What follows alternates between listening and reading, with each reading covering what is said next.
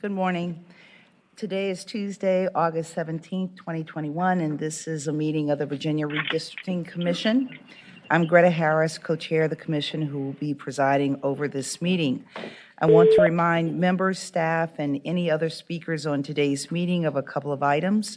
First, please keep your microphones muted until you're ready to speak.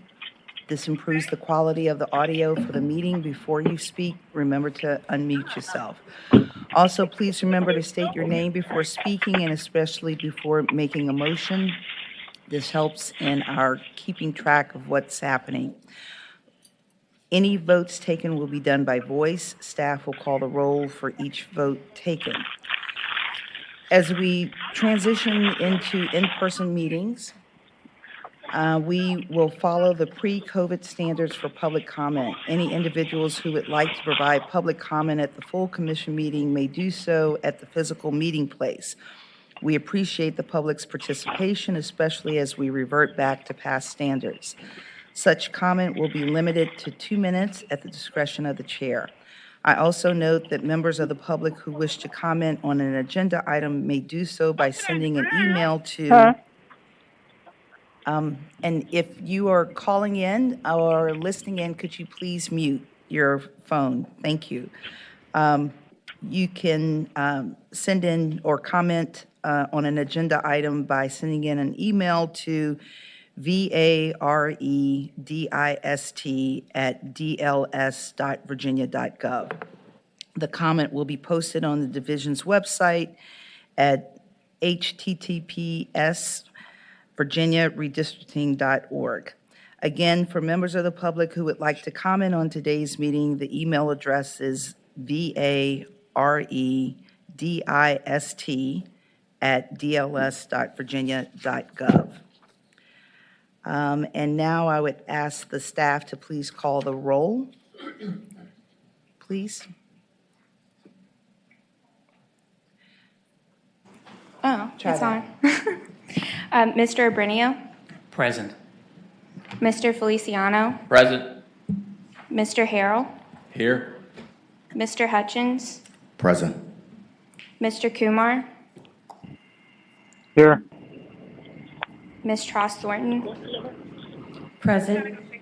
Delegate Adams? Here. Senator Barker? Senator Locke? Here. Senator McDougal? Delegate McQuinn? Present. Senator Newman? Delegate Ranson? Here. Delegate Simon? Here. Ms. Babachenko? Here. Ms. Harris? Here. Madam Chair, you have a quorum. Thank you very much. So I hope everyone got a good night's rest. We have a couple more members coming in. That's great. And had a chance to think about lots of things as far as the structure and operation of the commission as we begin our work together. There are 2 items on our agenda today that have several components to it.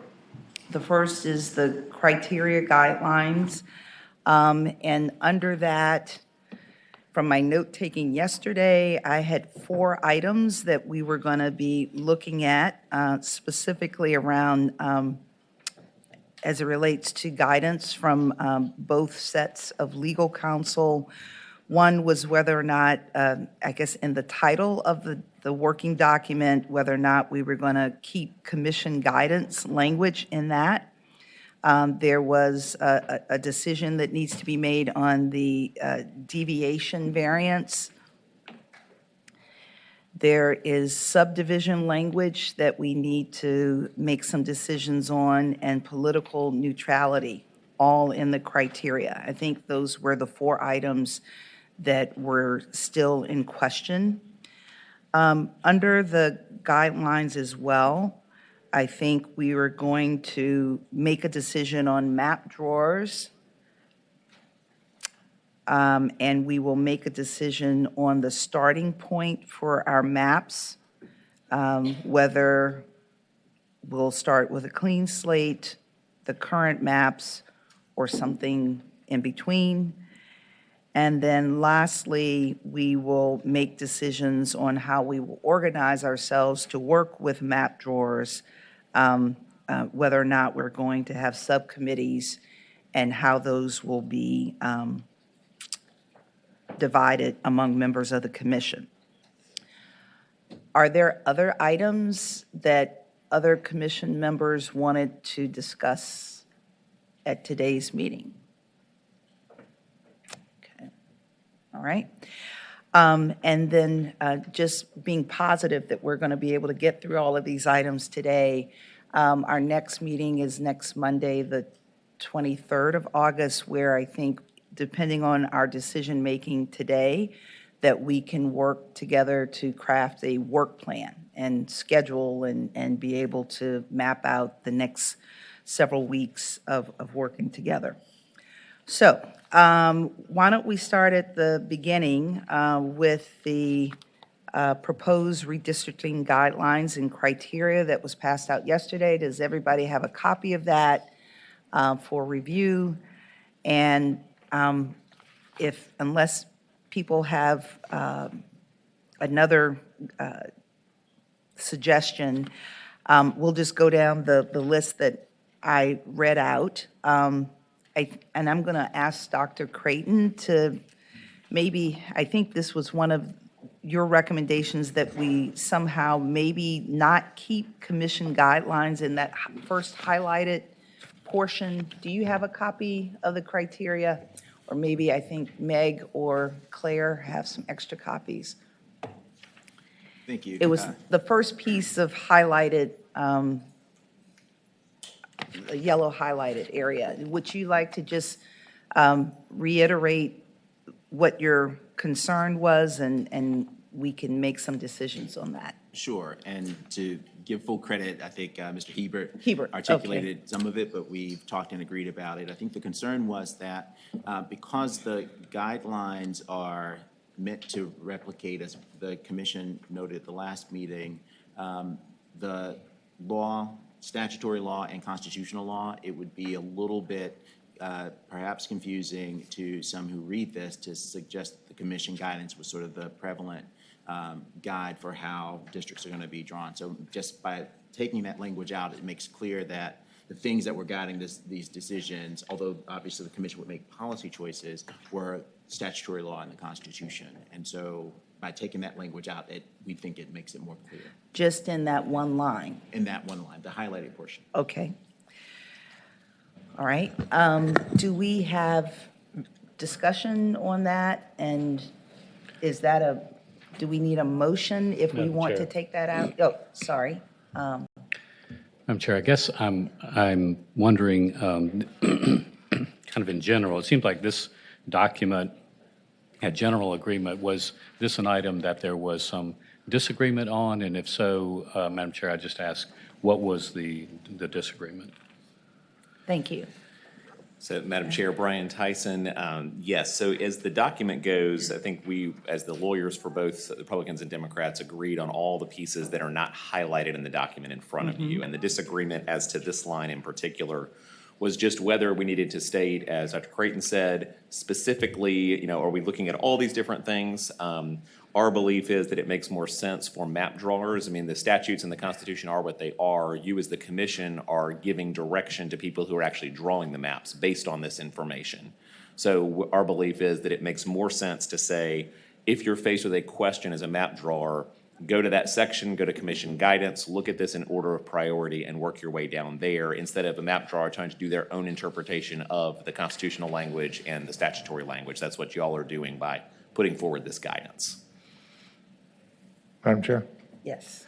Delegate Simon here. So if what concerns me about that is if we're to leave this language in, then I'd like to have a conversation about the order in which these things appear, right? And let's go to the example, skipping ahead a little bit to I think one of the discussion items, should we have a number in here for deviation, right? So let's say we go to Senator Barker's suggestion was 2%, and that's in section 1 in commission guidance, right? Now we've got a situation where we're trying to protect some people's voting rights and political participation. And to get a community of interest where African Americans can choose the candidate of their choice as best as possible, we want to really maximize that effort. It means we need to go grab another 150 people from this neighborhood over here. But that throws us now into a 2.5% in a House district where they're pretty small, right? That could throw us into a 2.25% deviation. And so with this guidance here, with this language and priority and guidance, and we say, well, we can leave that neighborhood out, and it still meets all the VRA requirements. It still meets the equal protection requirements of the Constitution. That neighborhood will get screwed, but that's, it is what it is, because we've got to keep to that 2% guideline, because that's the first priority. That, to me, is what's concerning about leaving this language here where it is. So if we have this language in, and then I need to talk about whether we want population equality to be the first priority, or do we want voting rights and political participation to be the first priority. And I think it's, rather than have that discussion, which I think could really bog us down, I think, and maybe the suggestion that we not hew to that specific priority and just get rid of this line would be an easier approach to that. That's my concern, and we'll revisit this when we get to whether we should put a number in there or not.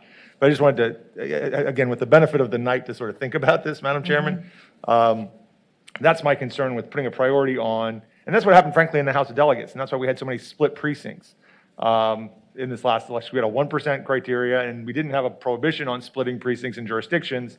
And that's why you've got people in Fredericksburg City in a split precinct voting, not knowing whether they're voting for Mark Cole or Josh Cole, right? And you can imagine what kind of problems that led to in 2017. So that's my concern. That's why I would support, and I don't know whether we're ready for a motion now or not, but I support the idea of taking that language out so that we're not strictly going with this priority, but give the map jar some flexibility. And then maybe we do want to revisit the priority in which we list these things. But those are my thoughts, Madam Chair. Okay. Are there other comments on this one issue? Just one more. Yes, Senator. So I guess the question is, in the absence of this language, what is the priority, right? I mean, do we need to set the priority? And is that a useful task for us, even if it takes another week to do it? You have a lot of things here. They're all nice, and they're all, maybe all important, but when one adjuncts up against the other, what do we do if we don't say what we do? In other words, does that make sense to any of you? So, Senator, I think you're exactly right. And to Delegate Simon's point, I think everything in redistricting is always a matter of priority. If you have a situation where you could keep a county whole, for example, but it would result in a 20% deviation, the Constitution says you can't go that far. So everything about redistricting is kind of prioritizing what needs to be done. Population equality emanates from the Constitution. That's your beginning point, as to what you have to do.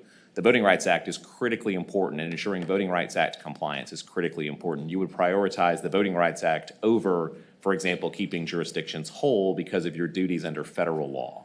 So everything in redistricting ends up being a matter of kind of setting priorities in terms of the order of things.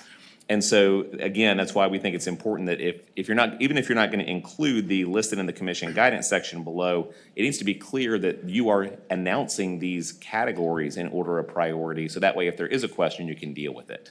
And again, to Delegate Simon's point, if you're faced with a situation where there is an issue of Voting Rights Act compliance, but you'd have to go beyond population thresholds to achieve it, Voting Rights Act precedent doesn't require you to break those kind of other constitutional limitations on redistricting to accomplish those goals, because the Supreme Court recognizes population equality and one person, one vote is, again, your kind of highest priority in terms of dealing with that. So Dr. Creighton may have some other thoughts on that, but that's, from my perspective, that's where that is.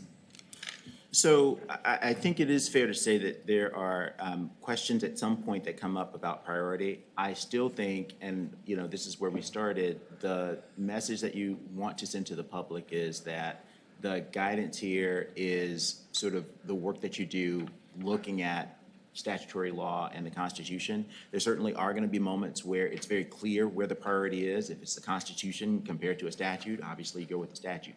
But there are nuances where the interpretation of a statute may or may not spring a conflict with the Constitution, and your choice is whether or not you want to go there and address the conflict or avoid it entirely. It's a very abstract, but my point is simply to say that there's a priority out there is certainly right, but to, I think, at the outset say and lock yourselves in, frankly, for the committee guidance to say in a listing, we're going to do this first, second, and third, I think probably is going to create more problems than it solves for you down the line. So I think it's best for, I think Delegate Simon's point is probably right, taking on those hard questions later as opposed to starting them now when you don't actually have information in front of you.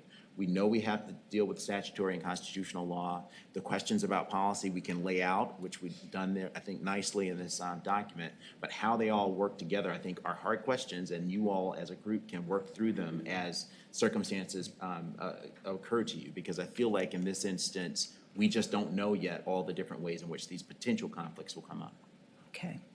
So Senator Barker, and then hopefully we can get to a point of making a motion to get a decision on this one item and then move on to other items. When you say in order of the priority listed in the commission guidance sections below, does the commission guidance supersede what's in the code or in the Constitution? No. And Senator, that's not the intent at all. This is Brian Tyson. The idea is the population, for example, just take population equality. We have 1A, talks as the constitutional provisions in the U.S. Constitution, 1B, Virginia Constitution, 1C, Virginia Code. Right. In light of those things, here's the commission's guidance to map drawers. So it's not that it supersedes those provisions, it is this commission's decision about how it is going to implement those provisions of the Constitution and the relevant codes.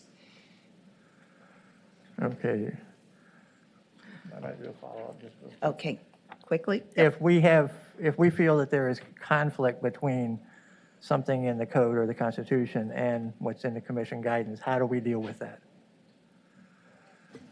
And I think the idea there would be you would have to go with the relevant legal authority, of course. I mean, that you have to follow the Constitution above all. You have to follow the statutes next.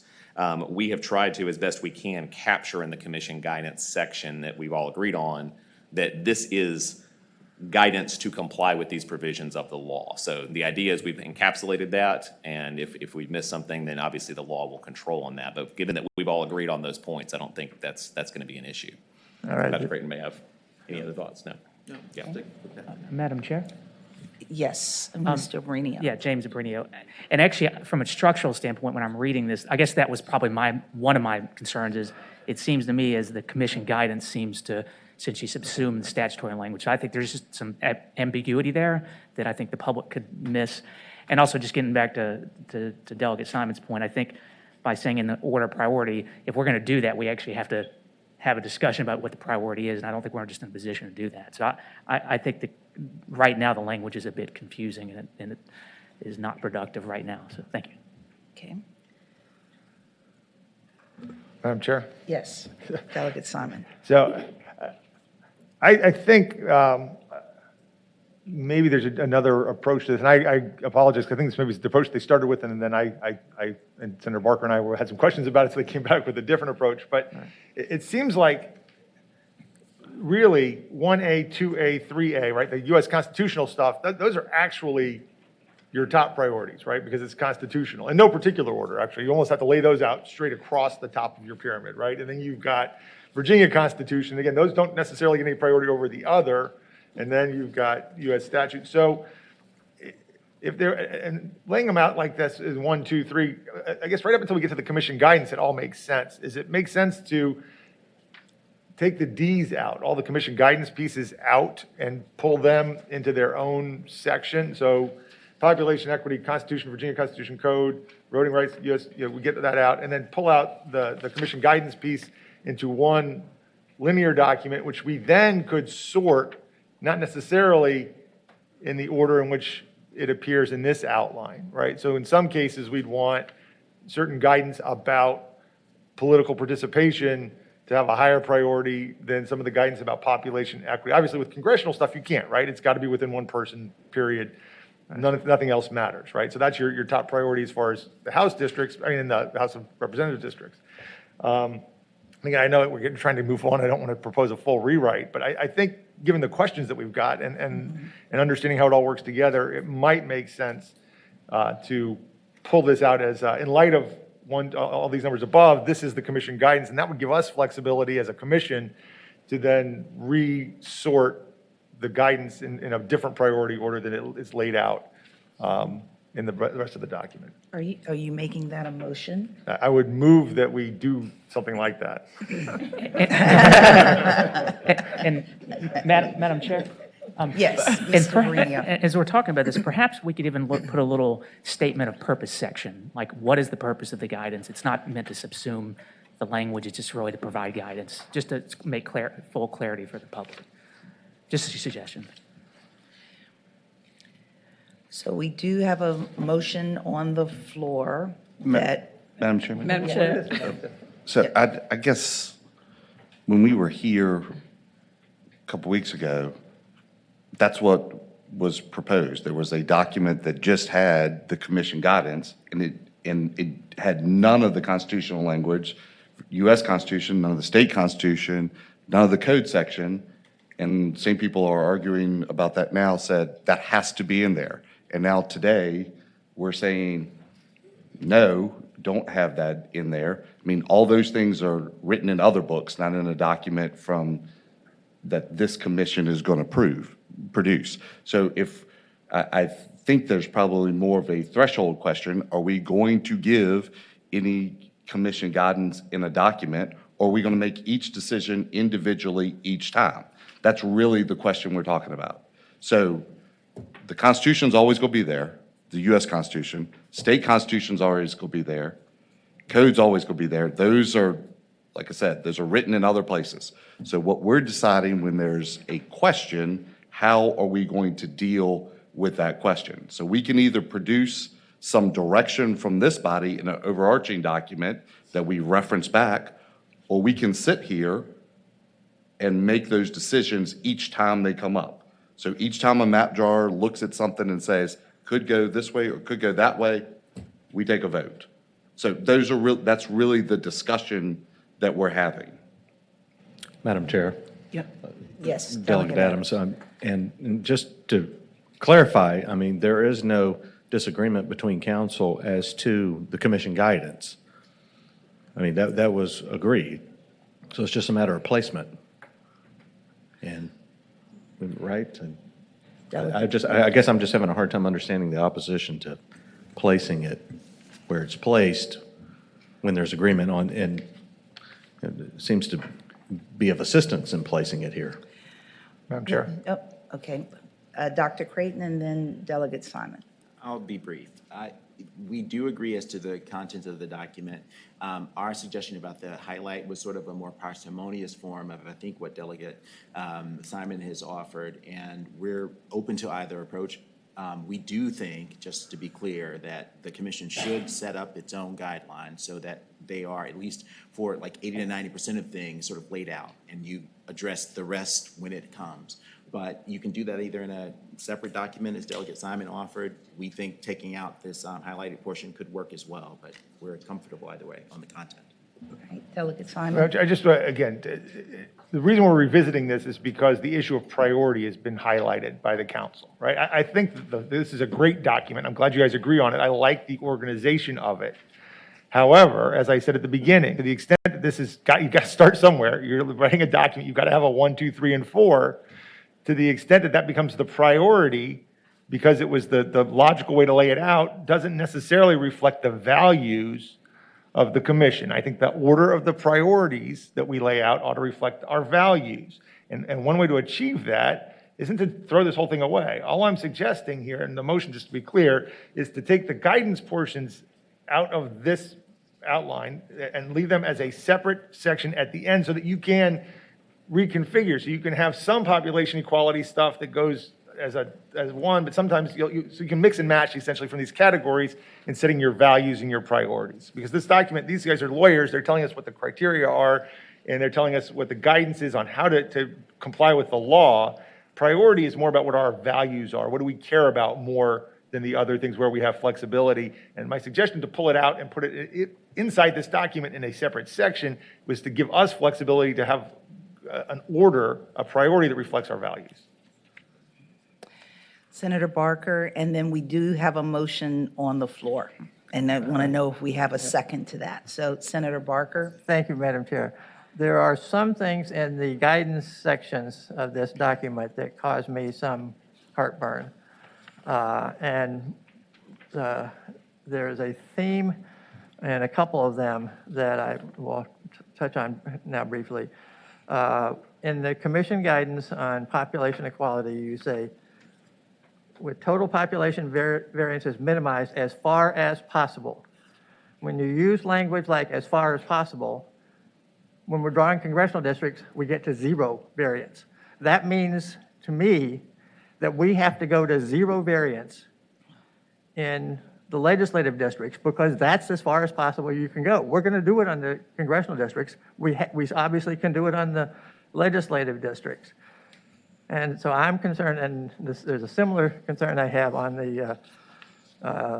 the existing political subdivisions.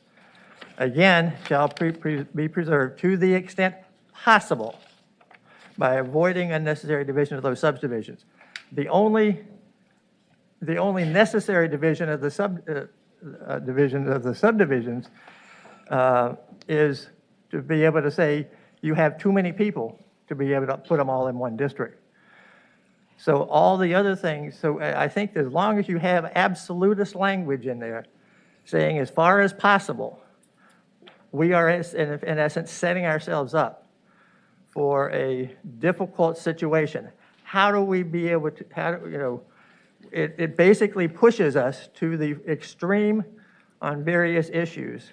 And I think that's not language that is helpful to us and is helpful to Virginia. Okay, so Senator Barker, we are going to be going through the other highlighted areas, which I guess are all commission guidance. Right now, the question is whether or not we want in the title of this document, whether or not we want to leave it as is, whether or not we want to remove the 2 words commission guidance from that title description, or whether or not we want to collect all of the commission guidance and separate it from the statutory regulatory guidance that has been laid out in priority order, because the co-chair and I met with legal counsel, and so population equality, the voting rights, and then communities of interest were the priorities that we worked with counsel on to prepare this document to be presented to the commission. So we will go through and wordsmith some of the other commission guidance items, but right now there is a motion on the floor to pull all of the commission guidance language together and for that to be after this constitutional and statutory mandates that the commission has to follow. Is that, I think, am I restating that correctly? Okay. Yeah, Senator Newman? Madam Chair, it's a little bit of a parliamentary question, I guess. Okay. Let's say we don't do this because some of us are going to want to see that before we voted on that. It seems to me that this is so fundamental. It's kind of top on, and then it would make sense. Does it make sense to the chair? I guess if we can't resolve this one just yet, we do get into all the things that Senator Barker has talked about. And then the question is does that set us up, after we talk about each one of them, to feel more comfortable or less comfortable with the guidance, right? So it seems to me that it's unfortunate of sorts we took up this one first because we don't know what's going to be in it, because we don't know how the votes are going to go on the other one. So maybe Delegate Simon's got a motion and we can go through that, but if not, then maybe this one can be waited until the end, till we see how everything else goes. So. Madam Chair, I'm happy to withdraw my motion at this time, and we can revisit that later. If that helps me get maybe a vote or 2 later. Madam Chair, I move that this item go by temporarily. That it do what? Sorry. So we wants to table this and come back to the Okay, question on the highlight later. that's fine. All right. We just spent 30 minutes and we're going to just, kick the can down the road just a bit and we'll go on to the next item. Okay. Which is the percentage of deviation for under the Virginia Code. And right now, the Virginia Code allows no more than 5%, and I guess as of yesterday, there was conversation on whether that's 5% in total or 5% up or 5% down for a total of 10. And there were questions around, is 5% the right number? And so it has been suggested a 2% deviation. So if we could have, after people have had a chance to sleep on it, are there thoughts that people have? And hopefully this would be something that we would be able to take a vote on and move on from there. Madam Chair. Yes. I hate to do this, but so for me, this is the other chicken and egg problem. I mean, if we're going to do this in priority order, as I explained earlier, I think adhering to a numerical number that's less than the 5% that we're allowed, if that's going to be a higher priority than political participation, again, beyond the Voting Rights Act, because we can go beyond the Voting Rights Act to ensure participation and to preserve communities of interest and so forth. Because again, my understanding of the reason that we're allowed to deviate this much is to give us flexibility to preserve communities of interest. But if we now artificially put a lower number as a higher priority, then have we really, what's the point of having the deviation at all if we can't apply it in the order that we need to? So that's why I was concerned about the priorities. So if this is going to continue to be potentially a priority one item, and the 2% is going to be more important than political participation in preserving communities of interest, then I would not support adding a new number that goes beyond what the statute allows. Other thoughts?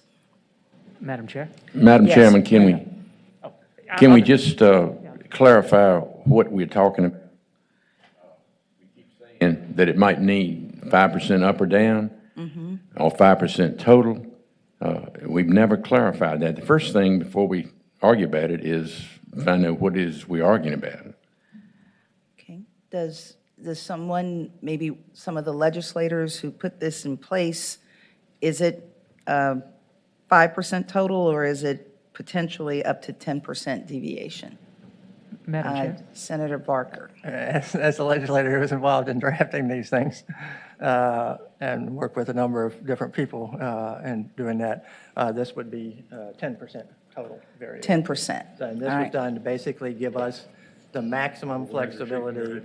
Okay, all right. So that we the have courts have agreement authorized. that it could be as much as a 10% deviation, which all would right. maximize the flexibility on some other criteria that we have. Then my follow-up question is to the lawyers, does anyone really think that 10% variation is going to hold up in court? And that was Mr. Harrell, okay? I'll begin here, Brian Tyson. So again, I think the key point is, are you aiming for 10% or are you aiming for 0? So the Constitution says as nearly equal as practicable. So it recognizes there's going to be some room there. If you're trying to draw every district at a plus or minus 5%, you're not really complying with what the Constitution says. That does place you in at least some legal peril, because at least one set of redistricting plans by a state was rejected for being under 10%, but withdrawn to that plus or minus 5%. One of the ways that Dr. Creighton and I were talking about possibly this may be resolved is if you set a target, so you're going to be as nearly equal as practicable, aiming as much as possible for the 2% or 4% total deviation, 3% total deviation, plus or minus 1.5%. That way you still have some flexibility if you need to make decisions in light of other issues down the road, keeping a jurisdiction whole, complying with the Voting Rights Act, those types of issues. But giving yourself a target, again, gives direction for the map drawers in kind of 90% of the situations that they would face. So, and Dr. Creighton, if you want to weigh in on that too. It is fair to say that looking at the sort of breadth of Supreme Court cases in state legislative maps, 10% total deviation, let's use that phrase, is one that, with very few exceptions, has been upheld. So you're in pretty safe territory. And the case I think that Mr. Harden is talking about is one where the reason for the claim that was going on behind the scenes, there were other questions about the pattern of behavior, about where deviation was high versus low. If that's not the case, I think you're in pretty safe territory saying 10% total deviation. I'd endorse the idea of as a compromise, suggesting a lower target total deviation, but also recognizing that other considerations as the ones that Delegate Simon made may come into play. But just say that as a target, something lower than that is perfectly reasonable as one option. Okay. And would that target suggestion be included in the commission guidance? I think as we're describing yeah, it, would be yeah. among things that the Okay. commission would offer. All as right. guidance. Mr. Brinio? Madam Chair, so two suggestions, the 10 versus 5, I think we just lay that out in the document and just clarify for public, this is what we're talking about, just to provide guidance. What I've seen as far as the threshold sentencing guidelines, there's language that essentially the judge needs to consider it, and if he goes outside the guidelines or she goes outside the guidelines, you state why. Perhaps we could say a lower threshold, but add language in there that if we're going above that, we indicate why. That way we're not locking ourselves in, and then we give the public a reason as to why we're going higher, and then up to that 5% or 10%. So that would mean taking the current commission guidance 1D I or 1, and maybe just fleshing that out a little bit to clarify that it is a potential maximum 10% variation, but we would have a lower target threshold that we would be striving for in our map drawing. Madam Yes, Chair. Delegate Simon. So I think, and maybe this addresses what George's question was earlier, so that second line, after the comma, we would insert some language similar to what I think council suggested. Instead of saying with total variations minimized as far as possible, to say with total population variances, targeted to, no more than 2% plus or minus for a total deviation of 4% to get to Mr. Abrinio's question. Or frankly, I'd like 2.5, and that gets us to 5, but. Madam Chair, just Yes. Delegate Adams, on that point, I think the language here is, I'm just looking at the code section, that's a exact quote from the code. So it's not, I don't think it's not a paraphrase, I guess, if we're, the way they have it listed. Madam Chairman, just want to kind of point out when we talk about the percentages, it seems kind of amorphous, but when you start talking about the actual numbers, on the Senate district, it's over 20,000 people. So you could have one district that is 20,000 people greater than another district. And in a House district, I didn't do the exact math, but proportionally, it would be about 8,000 different, 8,500 different. So when you start talking about that, and I know we had a conversation yesterday about public comments, and I don't think this is what the public typically thinks about, because they think about the Constitution as close as practical, but it doesn't make a whole lot of sense for us to be drawing districts that in one part of the state would be 20,000 people different from another part of the state. Madam Chair. Yes, Mr. Kumar. Thank you.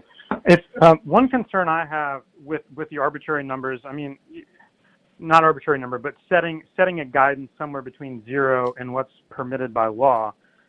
Council said 10% has been upheld so long as you weren't shooting for it, as long as you were shooting, I believe they said close to 0. So if we're giving the suggestion that we're okay with 2%, right? I mean, obviously, any kind of deviation plus or minus 5% is okay if necessary for some other reason. One, we're making it complicated in our discussion, and two, are we setting that up for a challenge? Because, I mean, still, we'd like them to deviate for 0. I guess we should say maybe some sort of amendment to what Mr. Urbano said, any significant deviation for other considerations, should be explained.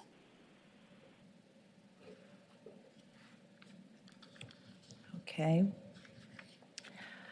All right, so do we have a wide variety of suggestions here on how we move forward. We have gotten clarity that, at its maximum, there is a 10% deviation, and Senator McDougal gave us an idea of what the size of the population variation could be if we went to that extreme. What is the pleasure of the commission at this point around how we want to move forward with this?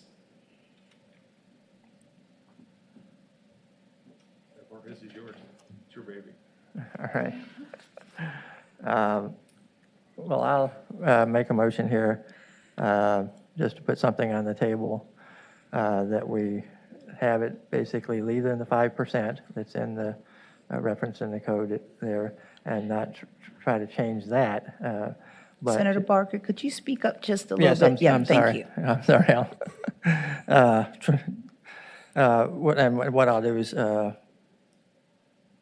I would strike the "as far as possible" language, so that we can still say it should be minimized, and have with a target of no more than plus or minus 2% in as many in most districts. Madam Chair, and I don't want, Delegate Adams, Yeah. just speaking to the motion, I guess my concern here is, we have the U.S. Constitution with, a direct quote. We have the Virginia Constitution with a direct quote. There's a Virginia Code with a direct quote. I would just suggest to the senator, would it be better, a better motion if perhaps in addition to the language, which is controlling law here, that we have maybe, where it says, a note or something underneath, commentary that shows that elaborates on the case law that has allowed the 10% or the objective of that tells us as nearly as practicable is that is the goal to achieve. I mean, I don't think it's a good idea for us to change to alter the language that's in the law. But I thought that the motion was under the commission guidance, so and really the commission guidance was to try to simplify and explain what the law is, and then be able to, so that citizens would have clarity around how we're moving forward. But I thought that the Senator So the Barker's motion was with regard to D1? D1, Yes. I Okay. believe. All right. All right, so again, the motion is looking at 1D1 and removing the wording "as far as possible," and then adding with a target of no more than plus or minus 2%. I believe that's correct, if that's right, Senator Barker. Yeah, and the only thing I added to that was basically saying for most districts, so that I don't want to put us in a bind where we think we have to limit it to 2 if we think it's in a particular case would be legitimate to go beyond the 2%. Okay. Between the 2 and the 5. Do we have clarity on that, and is there a second? Madam Chair? Yes. I think the language to target 2% means that we're shooting for 2%. I think we should mirror the language in the statute that says shall not exceed 2%, or that kind of language. And then I do think that we should add language that should we exceed that we state specific reasons as to why. That way we're not specifically binding ourselves to it. But I think using the word target, essentially saying, maybe I'm wrong, but it seems it creates ambiguity to me. Does that make sense? No.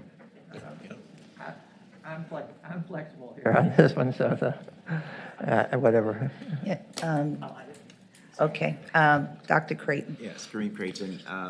Just practically speaking, I think it's probably wiser to pitch this as a target, as sort of hortatory. We're aiming to do X, and maybe the language that if we, exceed it or don't hit the target, we'll explain why. Probably works better than the shall not, because shall not tends to look like we violated something if we've done it. Right. It doesn't read as much as a target in my estimation. I don't know if the other council will agree. But I think practically you all are, as I hear it, at the same space about using this as a target and not a hard and fast rule. Do you have a Senator Newman? wordsmith suggestion? Madam Chair, I guess my question is are we not almost there, right? I mean, do you guys all agree that what Senator Barker put forward, I don't know about this in most districts, so I don't know what that means, right? But without that part, do we generally have both sides agreeing that that's okay? That's okay, yes. Yes, and Brian Tyson, that's okay for us as well. For most districts, I think does lead some uncertainty, but I think the 2% target we're in agreement on that. Okay, that's fine. I'll withdraw the. I will most districts, second but his motion without the Most districts. most districts. For most districts. Okay. All right. So do either one of the council want to try to recap a clean version of the motion? See if you guys were taking good notes here. All right. All right, so Brian Tyson, I'll do my best here. So I believe the revised 1D1 under the proposal would read, each legislative district should be drawn to be as equal as practicable, with total population variances minimized, with a target of no more than plus or minus 2%, while considering the other principles listed below. Well done. Well done. All right. So we have a motion and a second, and I would ask the staff to please, well, is there more discussion at this point?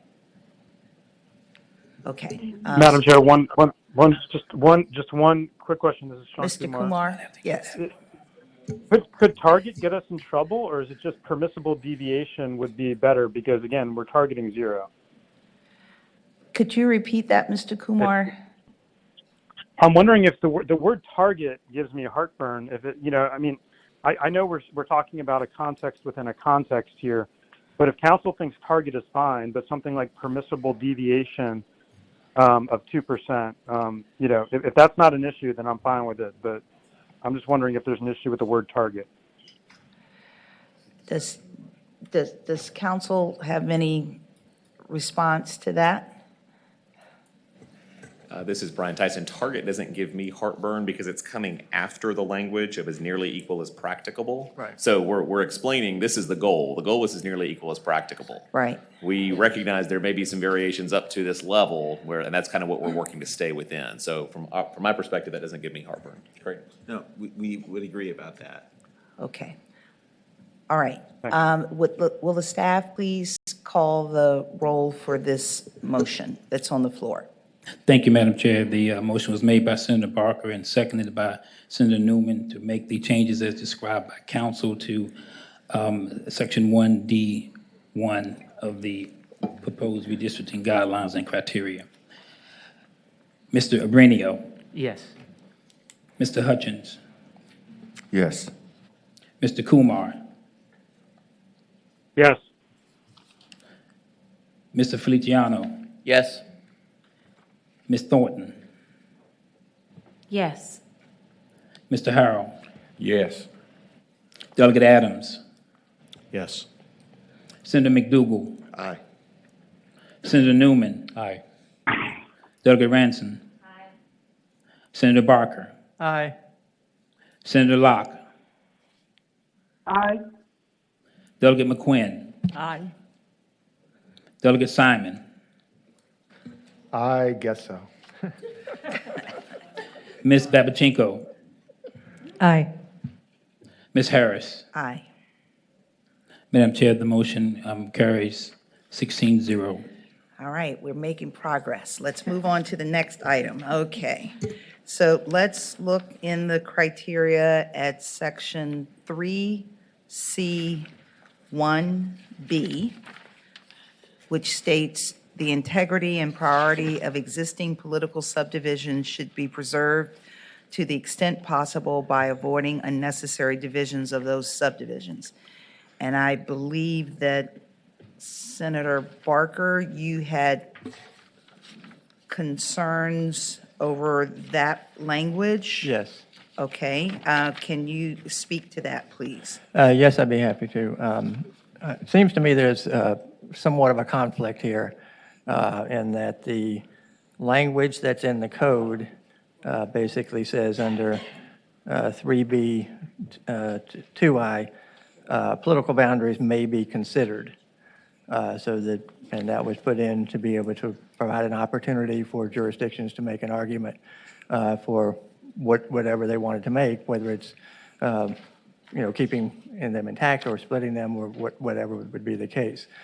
What is proposed, however, is that, that the subdivisions, the political subdivisions, the cities and counties, would really substantively what we deal with, should be preserved to the extent possible by avoiding unnecessary division of these subdivisions. My literal reading of that, or my interpretation of what the little language is that other than when you have more people than the plus or minus 5%, there that you cannot divide political subdivisions, even though we all know that does not make sense. And what we have is a whole host of issues that I think are important to address here. We had constitutional amendments proposed that said that political cities and counties had to be kept whole. We've had criteria bills proposed that said they had to be whole. In every situation, however, those did not get passed. And they did not get passed because once we sort of looked beyond sort of the feel-good aspect of trying to keep people whole, although actually some of them don't want to be whole. In my district, the city of Alexandria very much appreciates having 3 senators rather than 1 senator because 3 gives them 3 votes of something that they're working on, and also has people who have different expertise to be able to carry different things and like that. And so they have indicated they're going to be submitting comments to that effect because they think it benefits the city to be able to have more senators than what the minimum would, which actually they don't quite come up to 1 full Senate population. But so there Senator are a Barker, lot of things. What is it that you would suggest on this particular item? What I would suggest is that we either substantially change it to make it reflect what was in the code section there, rather than saying that we are going to basically go on a campaign to keep every political jurisdiction whole there, except for where there's, they have more population than the population required for the district there. Okay. All right. I think that it does impact voting rights. We have 5 African-American controlled districts in the Senate. Not a single one of them has a jurisdiction that is whole there. So, we can't comply with the Voting Rights Act if we're basically saying we can't split jurisdictions.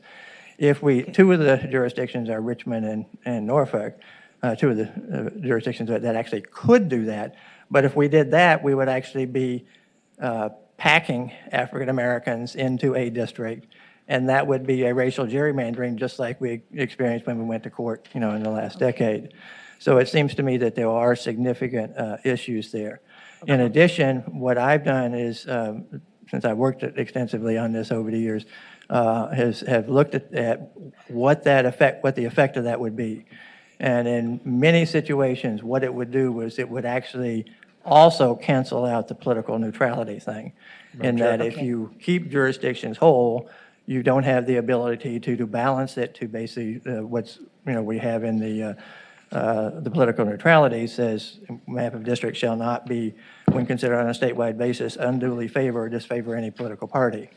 If you keep those jurisdictions whole in every case, what you end up with is a number of jurisdictions that then sort of control a lot of what the final outcome of the maps are in terms of balance between Democratic and Republican parties there. Thank you.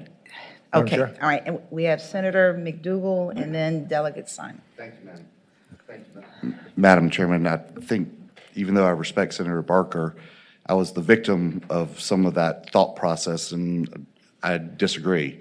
My district I have a number of jurisdictions that I do not represent all of. In some of them, I have just 1 precinct.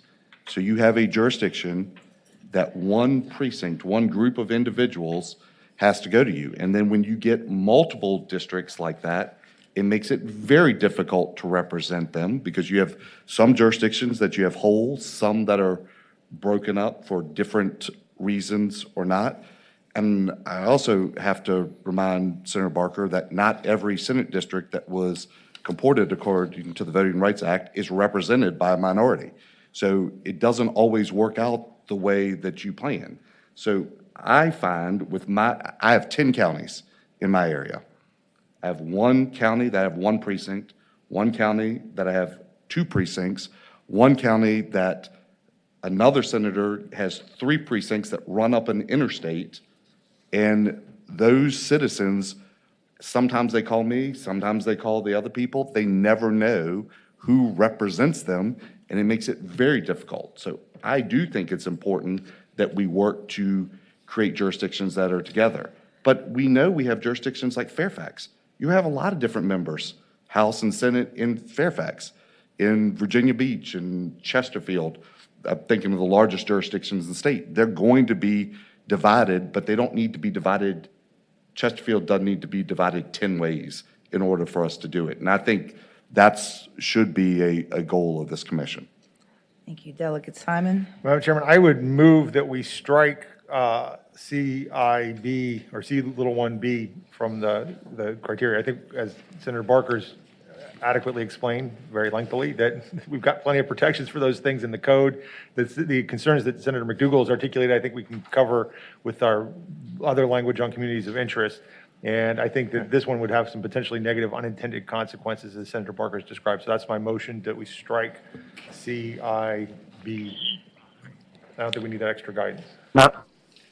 Madam Chair? Yes, Mr. Kumar. Thank you.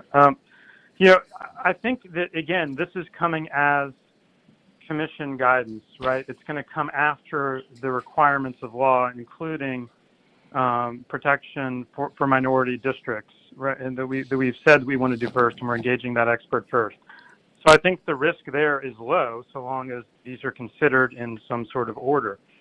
I also take exception with what Senator Barker said. I mean, my understanding is the City of Alexandria is not going to be changing their position that they support communities of interest, though we've asked them to weigh in on this. What political subdivision wouldn't love to perhaps be represented by every member of the General Assembly, right? And have some sort of slivered out stake if they were acting purely in self-interest. That's obviously not going to happen, and that's not good government. And I think what we've overwhelmingly heard from the people is, to the extent possible, which is what our guidance is saying, we'd like to preserve those municipalities for good government for the citizens. Madam Chair. Okay. Yes, Senator Newman.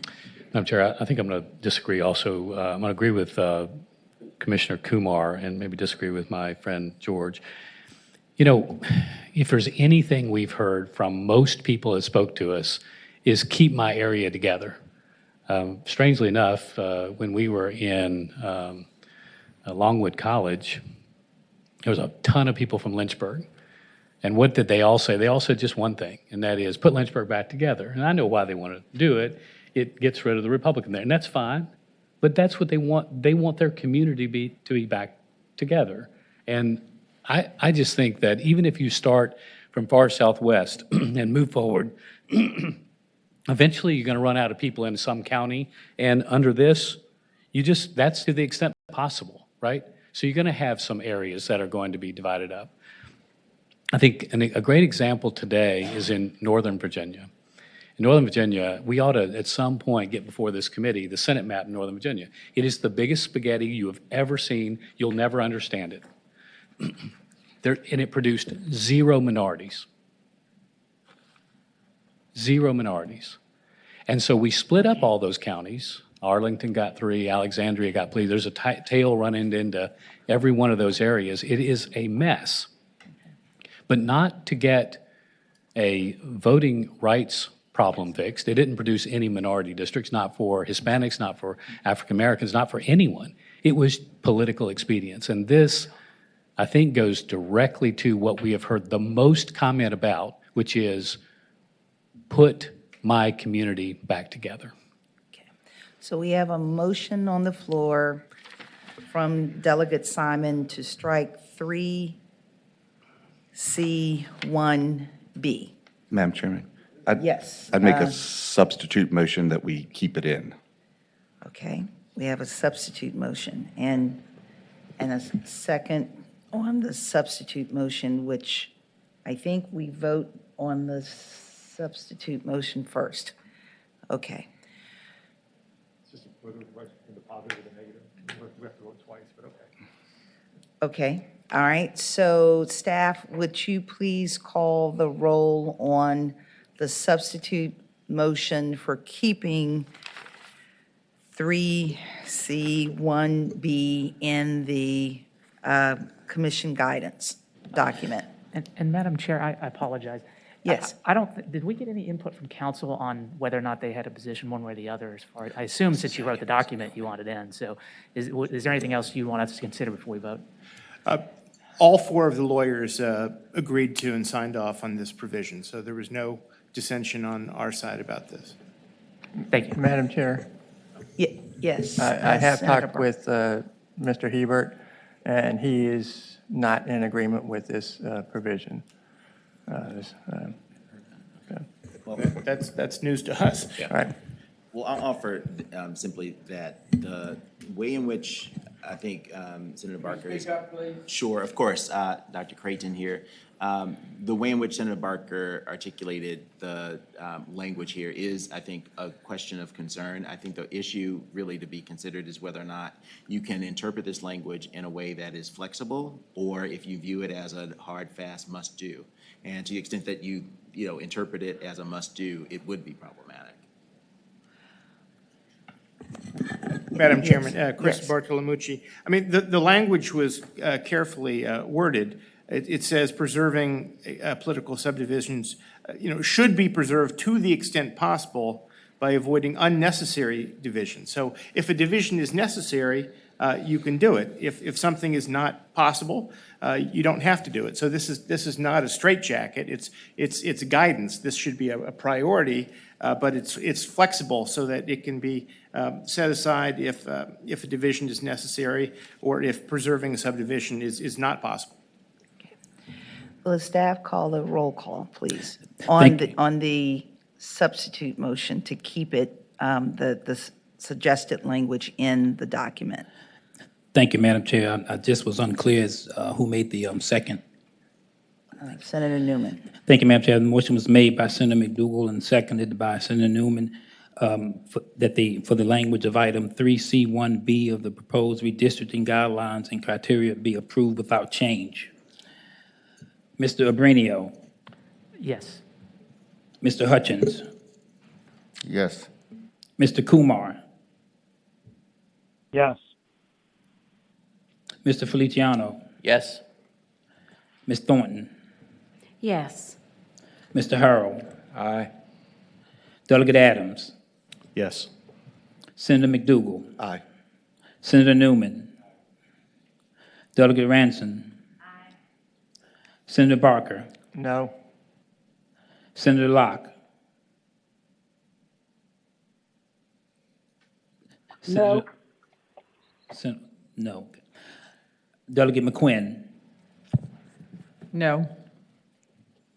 Delegate Simon. No. Madam Chair, Ms. Babachenko, Aye. Ms. Harris. Aye. Madam Chair, the motion carries 12-4. Okay. Now I am at a loss. Do we go back to the original motion or that is negated? That motion passed, put the other one out of order. Okay, all right. Okay, thank you very much for that clarity. And we go on to the next item, which is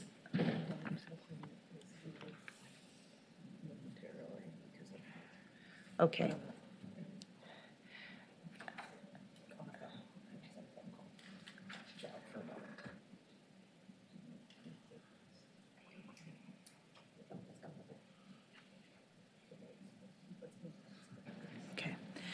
Okay, sorry about that. All right, the next item is in section 4B in the document dealing with political neutrality.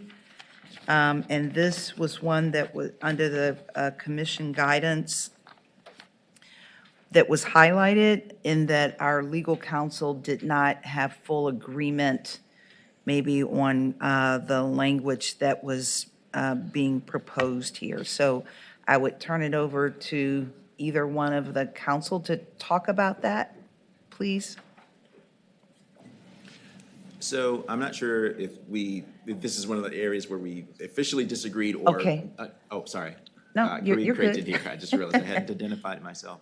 But I think our agreement was that this was a matter that you all as the commission needed to decide on, but I'm happy to give some initial thoughts, and my colleagues will probably have some supplemental things to share.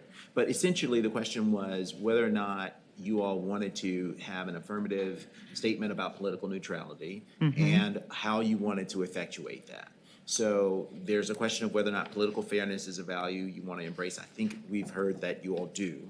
The question is whether or not, one, we talked about yesterday, whether in the midst of that you want to include information about incumbent addresses. Right. Two, whether or not you want to consider and have others consider in presenting plans to you, political data, which would include election data from the past.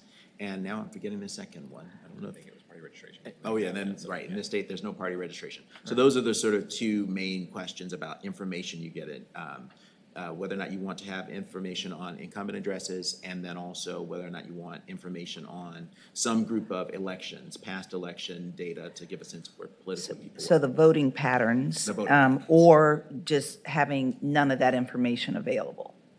Correct, and I think, yeah, you can talk about a third option. Okay. And Brian Tyson, Madam Chair, and just to tag on everything Dr. Creighton said is exactly correct. I think then the next question becomes when you want to, if you want to consider those things, when you want to consider them. So do you want the maps drawn with that information not available, but then checked after the drawing to determine whether or not the maps favor or disfavor a political party? Or do you want to have that information available during the drawing process to try to meet this goal, or the statutory requirement, I'm sorry, of not favoring or disfavoring a political party? Or not consider it at all? And one thing just to have on the table, one thing that you will have, as a matter of course, is the racially polarized voting study. And that will, while focused on racial fairness and equity, by its nature, look to past elections. And so you'll see people who are running who are Democrats and Republicans. That's going to be a part of your analysis. So as to whether or not other stuff is information you want to wall off outside of the racially polarized voting study, it's a question. But you will see some of it, at least in that form. Okay. Madam Chair? Yes, Mr. Kumar. I'm going to have to drop off in a little bit. I'd like to make a motion that we proceed without the political data as to incumbent addresses and voting tendencies for the initial map drawing, and then consider it after the fact. And I make that motion for two reasons. One, I think that it's going to be hard to say that we were clearly drawing lines to disadvantage one party over the other if it was omitted from the process in the first place. And two, it gives us the opportunity to then review the maps, as we will have to do to smooth things out and make sure that it complies. But I think we start then with that presumption that if it wasn't in there, we weren't doing it to disadvantage anyone. And then after we see what the maps look like, we can use it to ensure that that's been done. Okay. So we have a motion on the floor. Seconded. Okay, and a second to begin map drawing without incumbent addresses, but at some point in the process, once maps are drafted, that we would then review that information to ensure that we aren't favoring or disfavoring either political party. Did I get that right, Mr. Kumar? Yes, ma'am. Okay, all right. Any discussion? Yes, Senator Barker. Unless the Capitol Police is going to come and sequester us, we're going to be, I mean, in the public discussion, there's going to be discussion of what these maps show before we would actually get that information. And I'm not sure that that is necessarily the way that we should go on things. We also have the issue of the timing of things, even with the August 26th start date that we selected yesterday. We need to move fairly quickly. And I think that, what we need to do is to be able to have as much information as we can up front. And I think it's particularly important on these issues in that if you end up with maps that favor one party over the other, this is not going to go forward. It's not going to get out of this commission. Okay. And it's, and if it did, it would not pass the General Assembly. And similarly, if you end up with 10 Democrats, for example, being put into districts with other Democratic incumbents, and you don't have any Republicans that are in the same situation, that's also going to guarantee that this fails. And so I think it's important that we have the information up front, and as we're working through the process, so we know where we are and how we get to a fair set of maps. For all three of those types of things. Okay. And I think that also it's important that we not put not having to try to correct maps at the last minute. Okay, so I will emphasize again, I believe in the motion that it's saying at some point during the map drawing process, we would bring in that information to double check and ensure that we weren't favoring or disfavoring either political party. But we have a motion and a second on the floor, and I would ask staff to call. Madam Chairman, before we do that, I'd like to make a substitute motion. I agree with Senator Barker. It's not practicable to do it that way.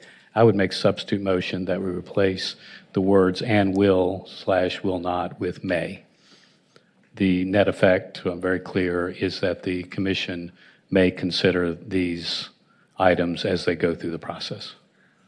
Madam Chair, Yes. speaking to the substitute. Yes. So, I'll second. okay. Who did that? I mean, who did the second? Delegate Adams. Okay.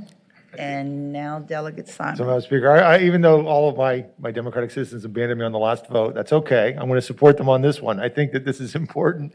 Because the question is, if we start considering the political stuff up front, I understand the practical considerations and the speed with which we need to move, but I think it suggests to the public that just like our 2% target, that perhaps there is a targeted number of districts that we want to get for each side. If we go into with the information up front, I think we can remove that suspicion from anybody's mind if we just do this practically without the political information. And so I hope that we'll defeat the substitute. I think we can try this. Let's see if these criteria, which we all agree are good criteria, if they result in a map that happens to favor one party or the other, let's find that out without rigging the process from the beginning. And again, I know people will probably take some issue with the word rigging, but that is how it's going to be perceived. If we're sitting with the political data while we draw the maps, the question is going to be, did we just try and use the criteria to achieve the outcome that we had targeted from the beginning? So I would hope that we would try Mr. Kumar's approach.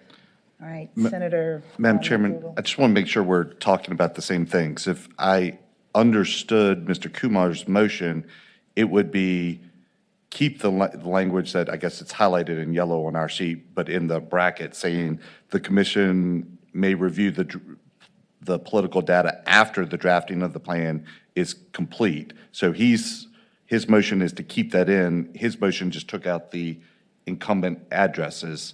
The substitute motion put the incumbent addresses as a may, so it's not a strict bar, but it's not saying that we're going to keep them in. Am I understanding the two motions accurately?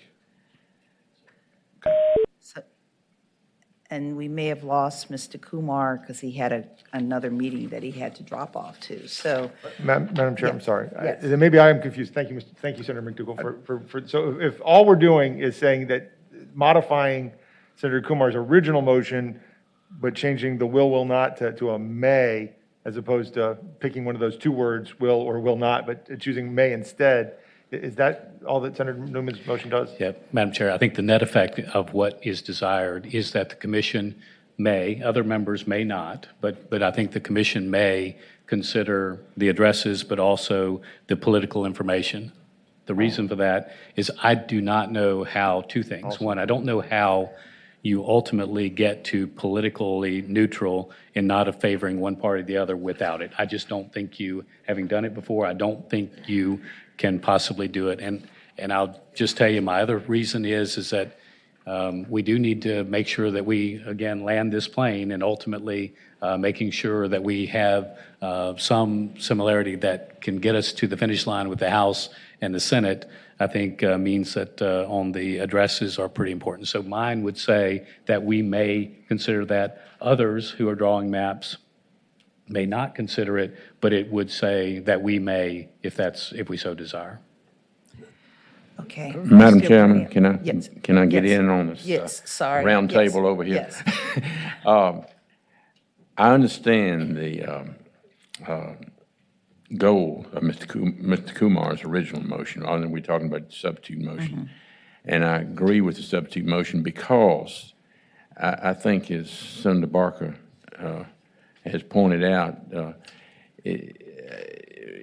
I don't see how we're going to get to the point of solving all these issues if we don't do it as we go along.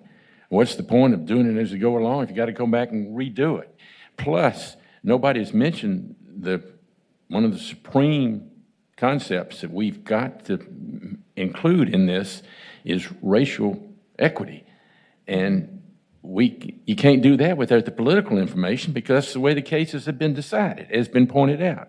So you need to bring all this information in on the front end in order to arrive. I know in the perfect world, we could sit in a little room with no information and come up with something that's going to be equal in all respects, but it isn't going to happen. So I think from a practical point of view, we need to support the substitute motion.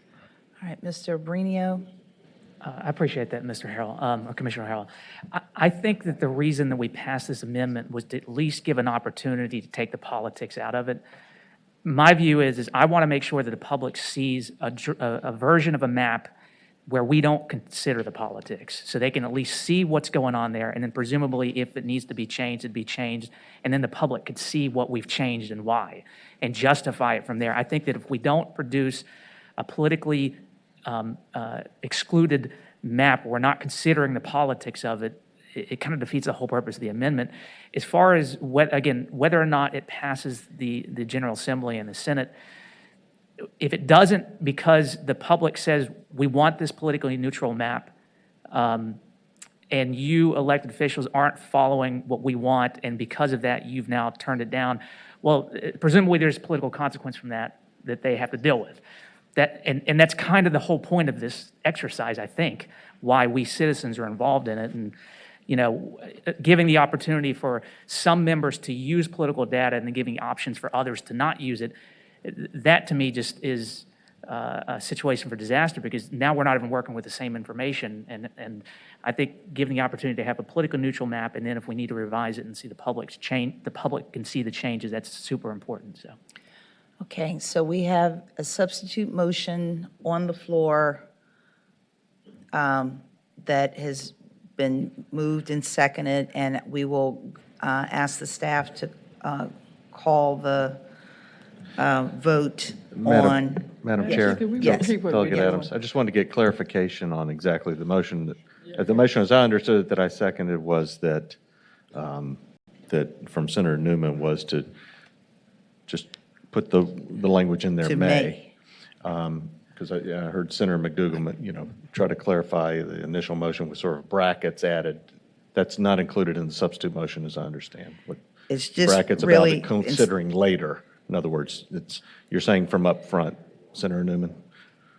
So that's correct. There may very well be other motions to clarify other sections of this subsection after that, but this would indicate that as regards to incumbent addresses, we may do that.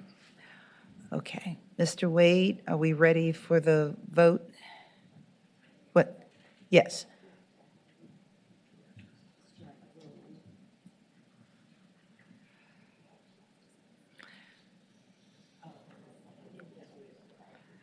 Madam Chair, I think the problem comes on whether or not there will be another amendment at some point that speaks to after the drafting of a plan is complete, and that may or may not be another motion that may come subsequent to this. Okay, so the first motion that we'll be voting on is in 4B, the 4th line after the word "and," we'll strike will/will not and insert may.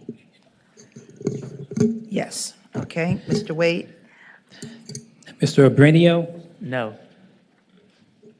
Mr. Hutchins, No. Mr. Kumar, I think he had to drop off. Mr. Feliciano, Yes. Ms. Thornton, Yes. Mr. Harrell, Aye.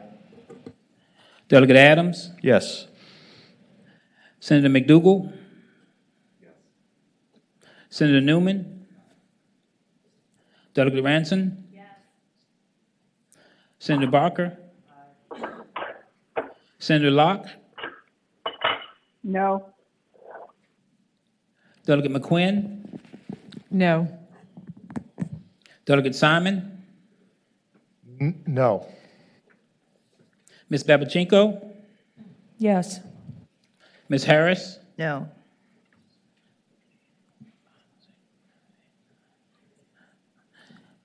Madam Chair, the motion carries 9-6. Okay. Are there, that was the substitute. Was that a substitute motion? Yes. Okay, all right. And with that, does that cancel the original motion? Yes, okay, all right. Madam Chair, Yes. I have a question, I guess, kind of going forward. What does the upper part now mean to both of you? What does it mean as it relates to the commission may review political data, quote, after the drafting of a plan is complete? Does that mean that the opposite is true, that we may not have or consider that data while we are going through, or is that offset by other items?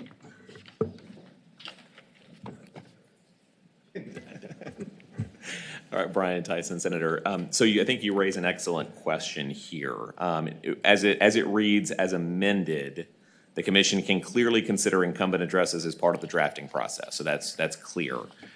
Given that, I would read the beginning of that to say that the limitation of other political data, including election results, would be limited to after the drafting is complete, under the way the language is written right now.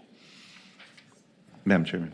Yes, So- Senator McDougal. And this is a question to both sets of attorneys. Is that the language that y'all came up together, or did y'all disagree on that? Or what was, y'all had some statement at the beginning of it. I just want to make sure I understand it. So are y'all both comfortable with the language the way that is, or y'all both uncomfortable, or one comfortable, one uncomfortable? I want to know that.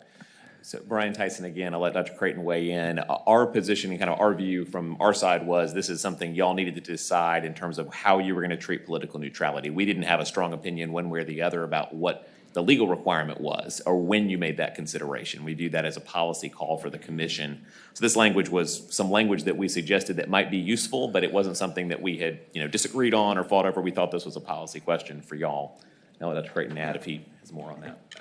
I think that's right, that this is one of those fundamental questions that I think the commission needs to consider, with the one caveat that, as I said earlier, for Voting Rights Act compliance, you will have to see some evidence of political data in the form of past elections for the purpose of establishing racially polarized voting, whether it exists and where. So you can interpret the language as I think Mr. Hardin did. That doesn't represent necessarily our committed view. There are jurisdictions that do bar political information like past elections. There's some that don't. Both versions have been successful to some degree. So the question really put to you all is whether or not, I think it's fair to say on our jointly held question is whether or not you all feel comfortable with a process that includes past political data. And there are legitimate reasons for looking at it. There are reasons that you might look at it that could be manipulative, but that's a question you all have to determine, I think. And Commissioners, if I could, Brian Tyson, if I could add one other point to what Dr. Creighton said earlier on in the guidance and the Voting Rights Act compliance, there's a specific provision saying you will consider the racial polarization analysis. So you've already baked that into the guidance as far as they're drafted right now. I think, again, the question is, when do you want to look at political data as far as election results? Is it during the process? Is it after, or not at all? Can I just get clarity too that we're going to be getting the racially polarized voting data really just a few days from when we'll get the updated data from the census? So it will be a part, it will be at the beginning of that process when we start drawing maps. We'll have that available to the commission. That's correct. Okay. Yes, Okay. All right. Madam Chairman, could I ask Senator McDougal. counsel again, so I'm trying to go through the process of this. So for that data, we know what it's going to be and what it is. For this data, the way the words are, we're not locking ourselves into any particular data. So let's say Senator Barker wants to look at the elections from 2019, and I say, no, that's not right. The elections from 2020 are more important. We're not choosing what data it is. We're just saying that it's not impermissible for us to look at data. Is that how it's written? We're not requiring that we're doing it, but we're not saying it's improper if we do it. This is Brian Tyson. I think if you want that result, you may want to go ahead and strike after the drafting of the plan is complete from that section, because that would make it clear that you may review data, but you're not required to do so, if that's the outcome you're trying to get to. And this is Chris Bartolomucci. I think it's useful to refer back to the code provision. The rule is that a map may not unduly favor or disfavor. Now, there are two ways you can go implement that. You could either draw your maps, blind to political data, and then assume that produces a result that doesn't favor or disfavor, or you can consider political data as you go along to ensure that it doesn't unduly favor or disfavor. So this is really a policy call for the commission as to whether it wants to take more of a political blind approach with a check at the back end, or consider data as you go along. But the lawyers really weren't trying to push you in one direction or the other. Yeah, Dr. Creighton? Just one last point. It was mentioned earlier, it's just worth emphasizing. You will, of course, be getting public testimony, and what you decide for yourselves is also going to be a message that either you're going to tell the public to abide by, as well as in not giving you political information if you're going to be blind, or you're going to have to decide, as a jury might, you're going to hear some things and you're just not going to take those into account when you make your decision. So think about, as you're thinking on the rule, whether to go blind or go with information as you go along, what you want the public also to do in the way that they talk to you about plans. Mm-hmm. Senator Barker? Madam Chair, thank you, George Barker. I think that, and I will offer a motion to do exactly what you proposed, is striking a few words in here. I think it's important that we negotiate and work through this issue, because this issue is a very critical issue to the success of this effort of this commission. And I think the only way we're going to get the votes on this commission to get it done is to work through the process and be able to make sure that both sides understand and agree on what's fair and what's not fair, and what unduly favors and what does not unduly favor. Senator Barker, what is your specific motion? What language? The specific motion would be to strike the language after political data, so that it would strike the words "after the drafting of a plan is complete." So you would say, may review political data to ensure compliance with the political neutrality provision. And I think that's how we can get there. And particularly with a limited time period to get there, I think it's important that we do that as we're working through the process. Okay. Senator Newman? Madam Chair, I'll second the motion, and speaking just briefly to it, I agree with Senator Barker. I believe that in 45 days, you can't get there if you draw maps, undo maps, and draw maps and undo maps. And this gets the data out there. we can consider it as strongly as we want to, but this at least gives us access to what is required, and that is that we not favor or disfavor any political party. So I would second the motion. Madam Chair, Okay, yes. substitute motion? Yes. I'm sorry, I'm learning how the senators play the game here. So I think the goal is to come up with a politically neutral map and then not undo it, right? I don't think we're worried about undoing and redoing it. I think that's the goal of what Mr. Kumar originally proposed. I doubt I have the votes for this, but my substitute motion would be to instead insert the word only between the words data and after, so that it would read, the commission may review political data only after the drafting of a plan is complete to ensure compliance with this political neutrality provision. Okay. I may not get a second, but Do we have a second I'll for second. that? Who was that? Okay, Mr. Hutchins.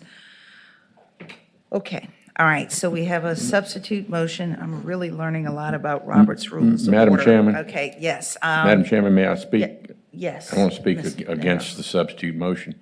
I understand the goal is to get to a certain point, but you've got to be practical. You've got to have some ability to do that. And it's been pointed out from a time perspective, the 45 days, and from a practical perspective of not redoing something you've already just done the day or two before.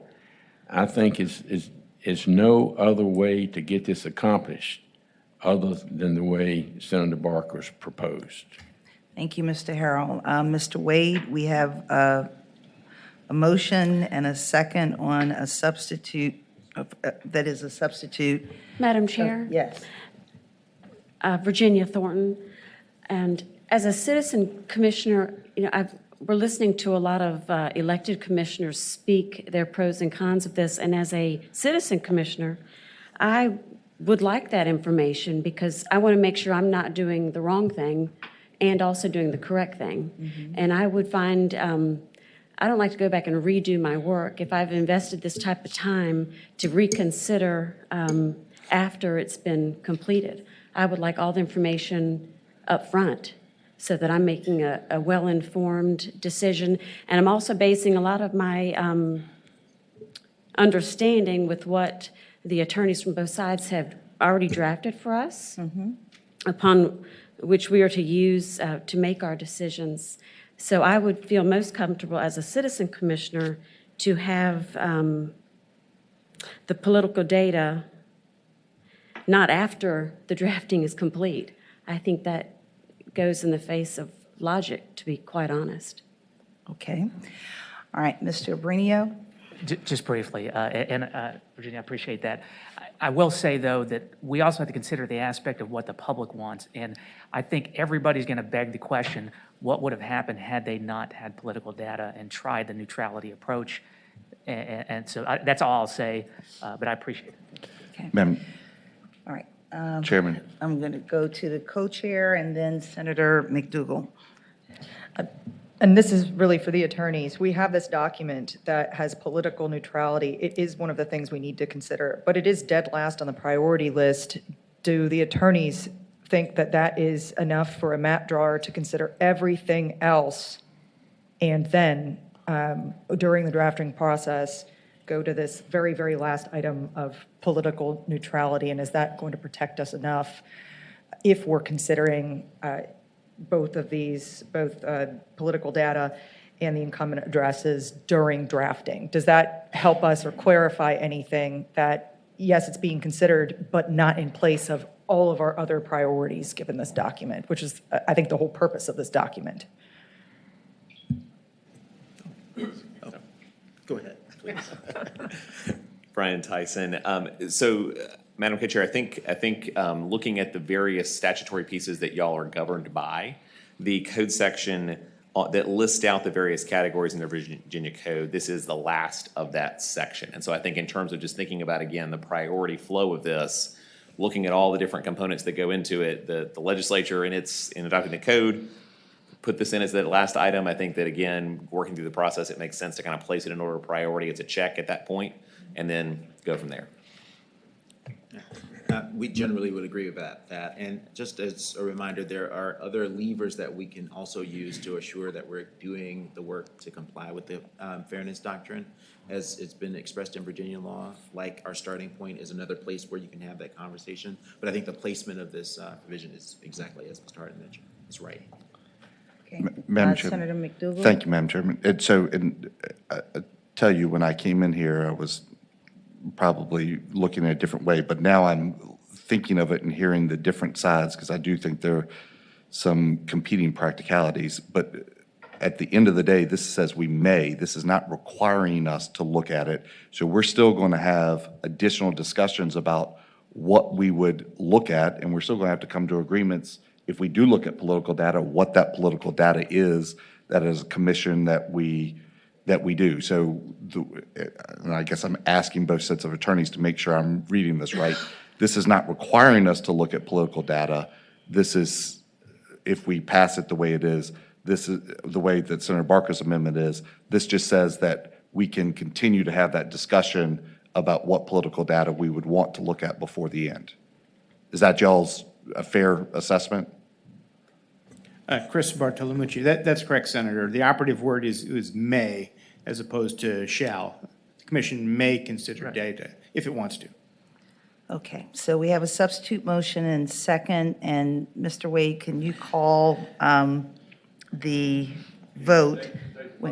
Okay, so it is, the commission may review political data only after the drafting of a plan is complete to ensure compliance with this political neutrality provision, and may consider incumbent addresses as part of the drafting process. Is that correct? Delegate Simon? Madam Chair, that's how it would read after the substitute. My substitute was just to add the word only, but with, that it was, because Senator Newman's was approved earlier, it would incorporate that change. So all of that would be how it would read. Okay, all right. Madam Chair, Mr. Wade? just a parliamentary inquiry. So we're going to vote on first Delegate Simon's motion first. Okay, thank you. Yes. Thank you, Madam Chair. The motion was made by Delegate Simon and seconded by Mr. Hutchins to amend item 4B by after the word data, inserting only. Mr. Abrenio, Yes. Mr. Hutchins, Yes. Mr. Kumar, Mr. Feliciano, No. Ms. Thornton, No. Mr. Harrell, No. Delegate Adams, No. Senator McDougal, Senator Newman, No. Delegate Ranson, Senator Barker, No. Senator Locke, No. Delegate McQuinn, No. Delegate Simon, Yes. Ms. Babachenko, No. Ms. Harris. Yes. Madam Chair, the motion fails fails by 4 to 11, with 11 nays. Okay, so then we go back to, I guess, okay, all right, a motion from Senator Barker, who was seconded by, was it Senator Newman? Yes, Okay. ma'am. And that was to take that same statement that has already been modified to say may consider incumbent addresses and strike after data, the words after the drafting of a plan is complete, that would be stricken from that statement. And I think we're ready for a vote. Thank you, Madam Chair. Mr. Abrenio, No. Mr. Hutchins, No. Mr. Kumar, Mr. Feliciano, Yes. Ms. Thornton, Yes. Mr. Harrell, Aye. Delegate Adams, Yes. Senator McDougal, Senator Newman, Aye. Delegate Ranson, Senator Barker, Aye. Senator Locke, Aye. Delegate McQuinn, Aye. Delegate Simon, No. Ms. Babichenko, Aye. Ms. Harris. No. Madam Chair, the motion carries 11-4. Okay. So at this point, I believe that we have reviewed and revised the proposed redistricting guidelines and criteria, all of the items that were brought up yesterday. And I guess we would ask council to take all of the motions that have been approved and maybe revise the document. Madam Chair? Yes. We have the item that was taken by temporarily, which is still the question of the priority and That's right. prioritization that we still have to take up. Okay. The easy question.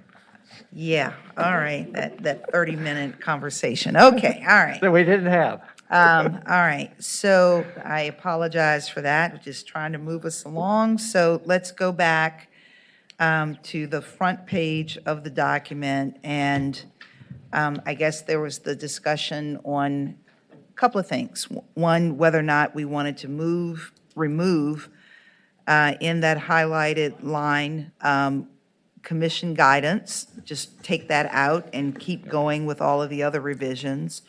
Or, I believe Delegate Simon had suggested gathering all of the commission guidance and segregating that towards the back of the document so that all of the constitutional and statutory rules were laid out in priority order. And then we would have our values, if you will, as a commission laid out as commission guidance. And yes, Mr. Tyson. Madam Chair, Brian Yes. Tyson, we have been discussing among ourselves and may have Okay. a proposal that may address everybody's concerns here. Fantastic. And the proposal would simply be to take the highlighted language and just replace it with in order of the priority listed below. In order of the priority listed below. And then we start going with both constitutional, statutory, and commission guidance. Okay, what are people's feelings on that? Delegate Simon? Madam Chair, it doesn't quite get it in that, so the commission guidance under letter 1 would still be, have priority over commission guidance in letter 2, and it doesn't allow any mixing and matching.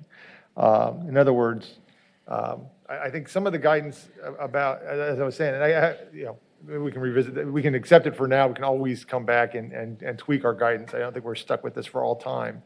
But again, Mike, it addresses the concern that it's the priority listed below, but, and we built in some language into some of the criteria to say, even though it appears here, it doesn't have priority over these things which come later, but we haven't done that with all of it. So my preference would be to separate the guidance so that we could later resort some of the guidance items to align with our values. And so I appreciate the suggestion. I don't know if it solves all my problems, but it's helpful. Madam Chair. Okay. Oh, sorry. Ms. Thornton? Trust Yes, Thornton? Madam Chair, Virginia Thornton. I want to get some clarification.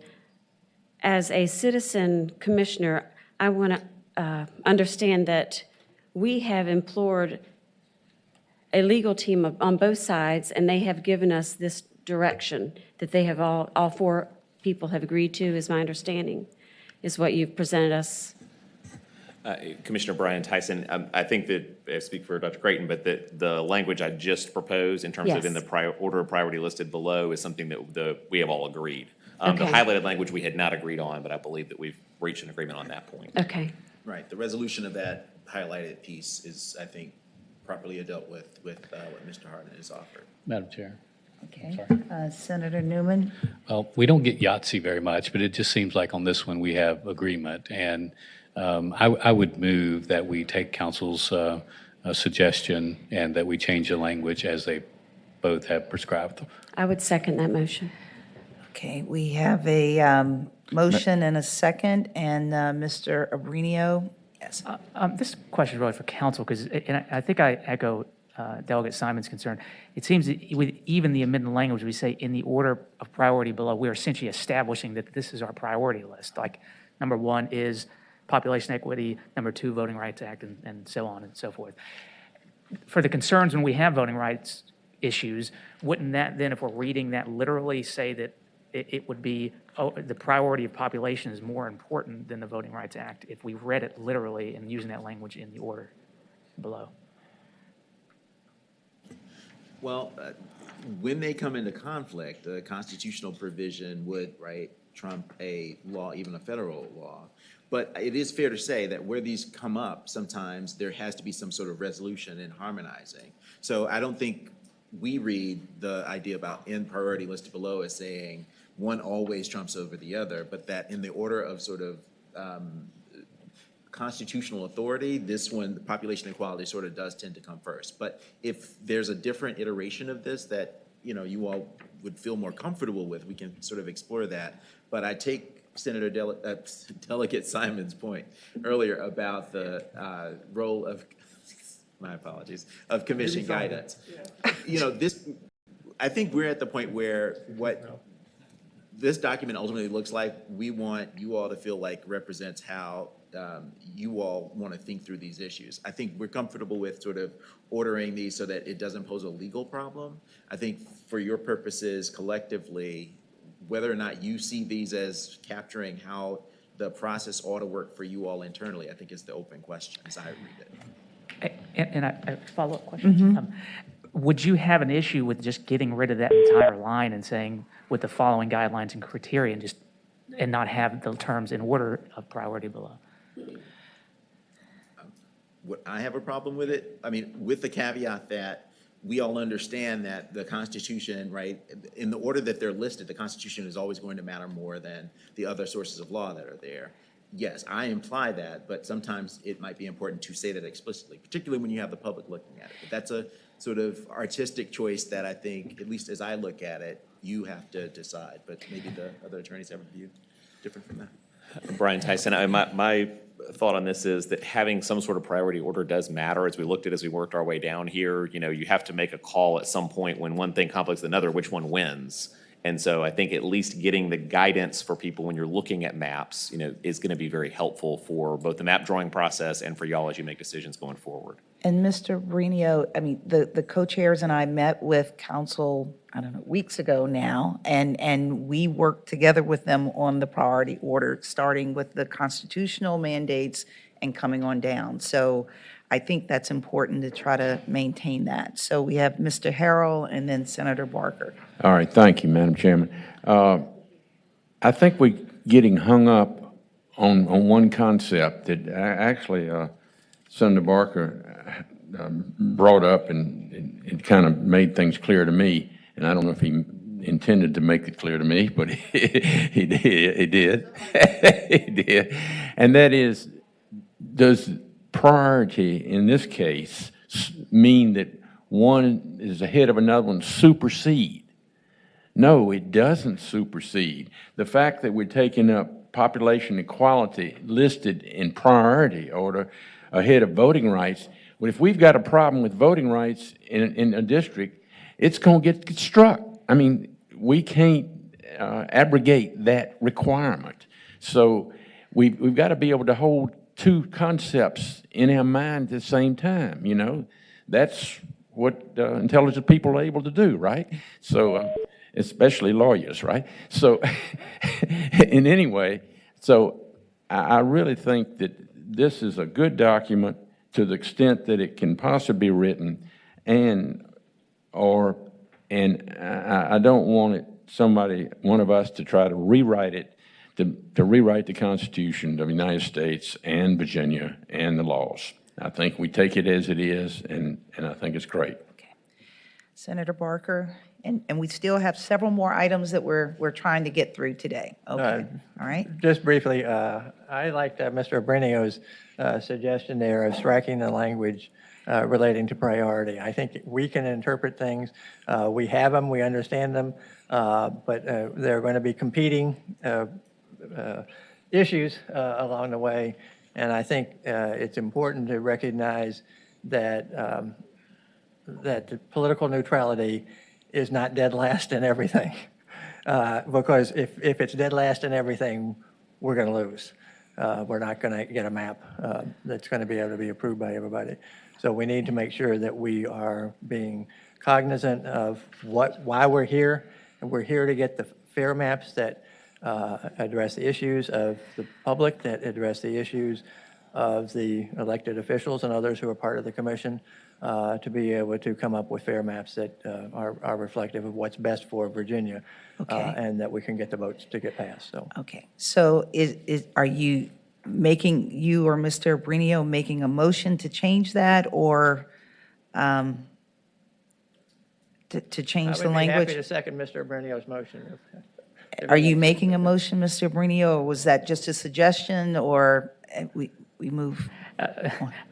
With respect, Senator, my biggest concern was not increasing the priority to political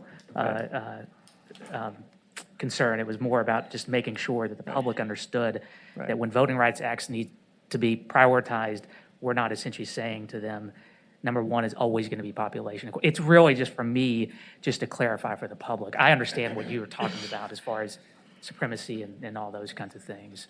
So I'm not going to make that motion. Okay, so we don't have a motion on the floor right now. I thought we had a motion. Oh, we do? We have a motion on the Which- floor. Okay, around just saying in order of the priority listed below. Okay. Did we have a second on that? I seconded it. Okay, there we go. Sorry. All right, Mr. Wade, please call the vote. Thank you, Madam Chair. The motion is made by Senator Newman and seconded by Ms. Thornton to amend the guidelines by after listed striking commission guidance section so that line will read in order of priority listed below. Yep.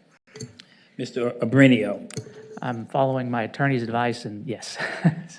Mr. Hutchins, Yes.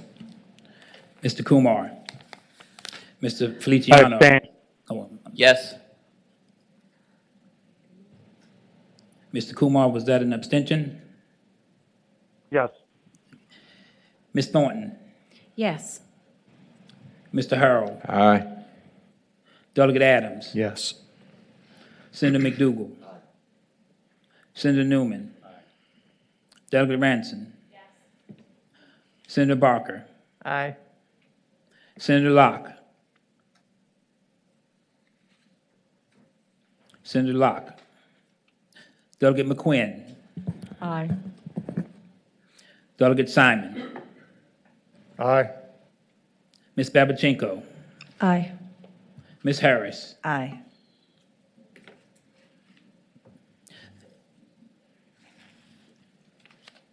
Madam Chair, the motion carries by a vote of 13 with one abstention. 13 ayes, no nays, and one abstention. Thank you very much. Okay, so to our legal counsel, we'll ask that you take all of the votes and amendments and revise the document maybe one more time, and get that back to us for the commission to use as guidance as we go forward. Madam Chair? Yes. Just a question about Yes. that. I think a normal process might be after you amend a document to vote either for or against the document at the end of the process so that there is a document that we agree to, and they will do the enrolling, if you will. If that is, I think that's normal. I would move that we agree to the document as amended. As amended. Okay, do we have a second? I second. Okay, Mr. Feliciano is a second, and if we could call. Madam Chair? Yes. Very quickly speaking to the motion, I'm going to vote no on the criteria, not because I don't believe in all of them, but I think we had too many 8-7 or too many close votes, and there are some issues with the criteria, and so it's going to be, frankly, I know I can count today, so I know how it's going to come out.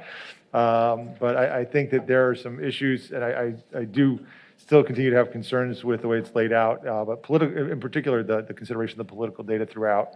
So I'm going to register some opposition to this, but I think overall it's a generally good document. I expect it'll pass. Okay, Mr. Wade, will you call the vote, please? Thank you, Madam Chair. The motion is made by Senator Newman and seconded by Mr. Feliciano for the commission to approve the proposed redistricting guidelines and criteria as amended. Mr. Abrinio.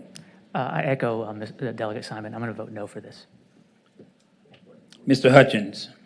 No. Mr. Kumar. I abstain. Mr. Feliciano, Yes. Ms. Thornton, Yes. Mr. Harrell, Aye. Delegate Adams, Yes. Senator McDougal, Senator Newman, Delegate Ranson, Senator Barker, Aye. Senator Locke, Delegate McQuinn, No. Delegate Simon, No.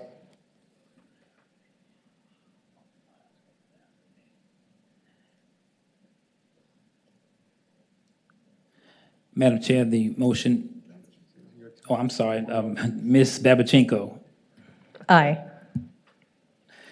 Ms. Harris. No.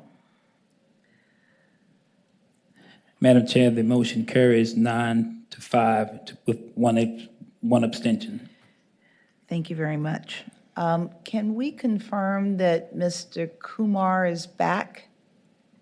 Yeah, he abstained. Yes, Yes. He Madam did, Chair, I'm okay, back. I just wanted to make sure he was on the line again. I know he had to drop off.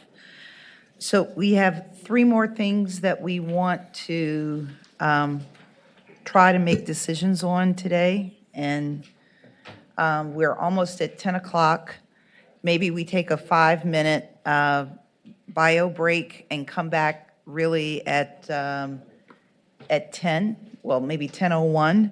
And the three things that are remaining are map drawers, the starting point for making maps, and our organization into subcommittees or not. Okay? Yes. Oh, and there are donuts in the annex if anyone wants a snack. Thank you. What the citizens want from us. I feel terrible that I can't get on board. It's like if I'm thinking like a normal everyday citizen that's asking us to do what they perceive as fair, it's like I can't do anything but, regardless of my personal thoughts. I don't feel like. Well, but, I mean, you were elected, selected to be on this commission.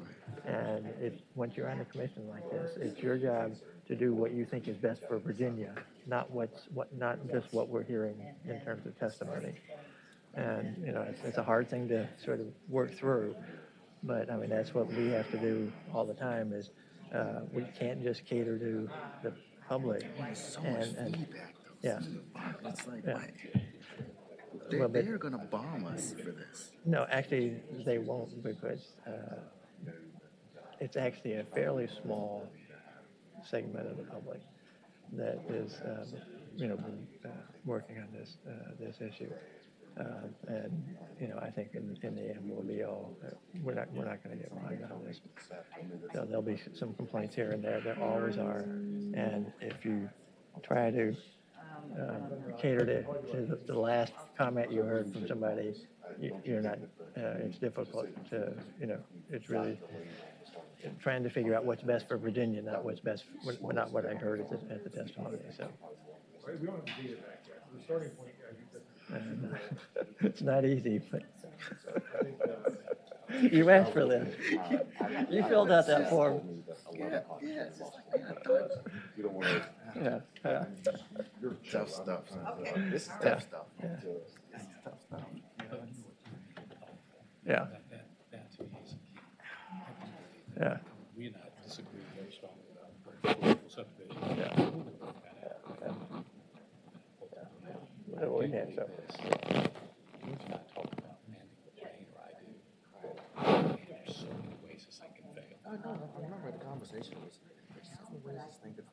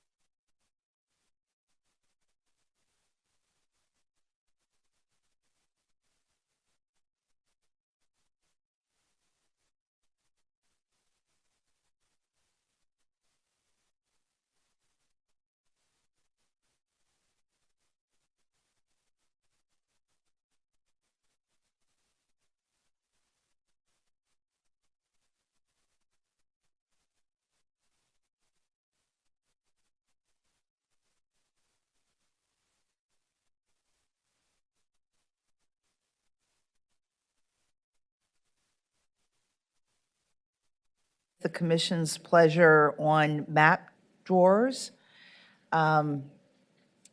We need, do we have a quorum? We need one more.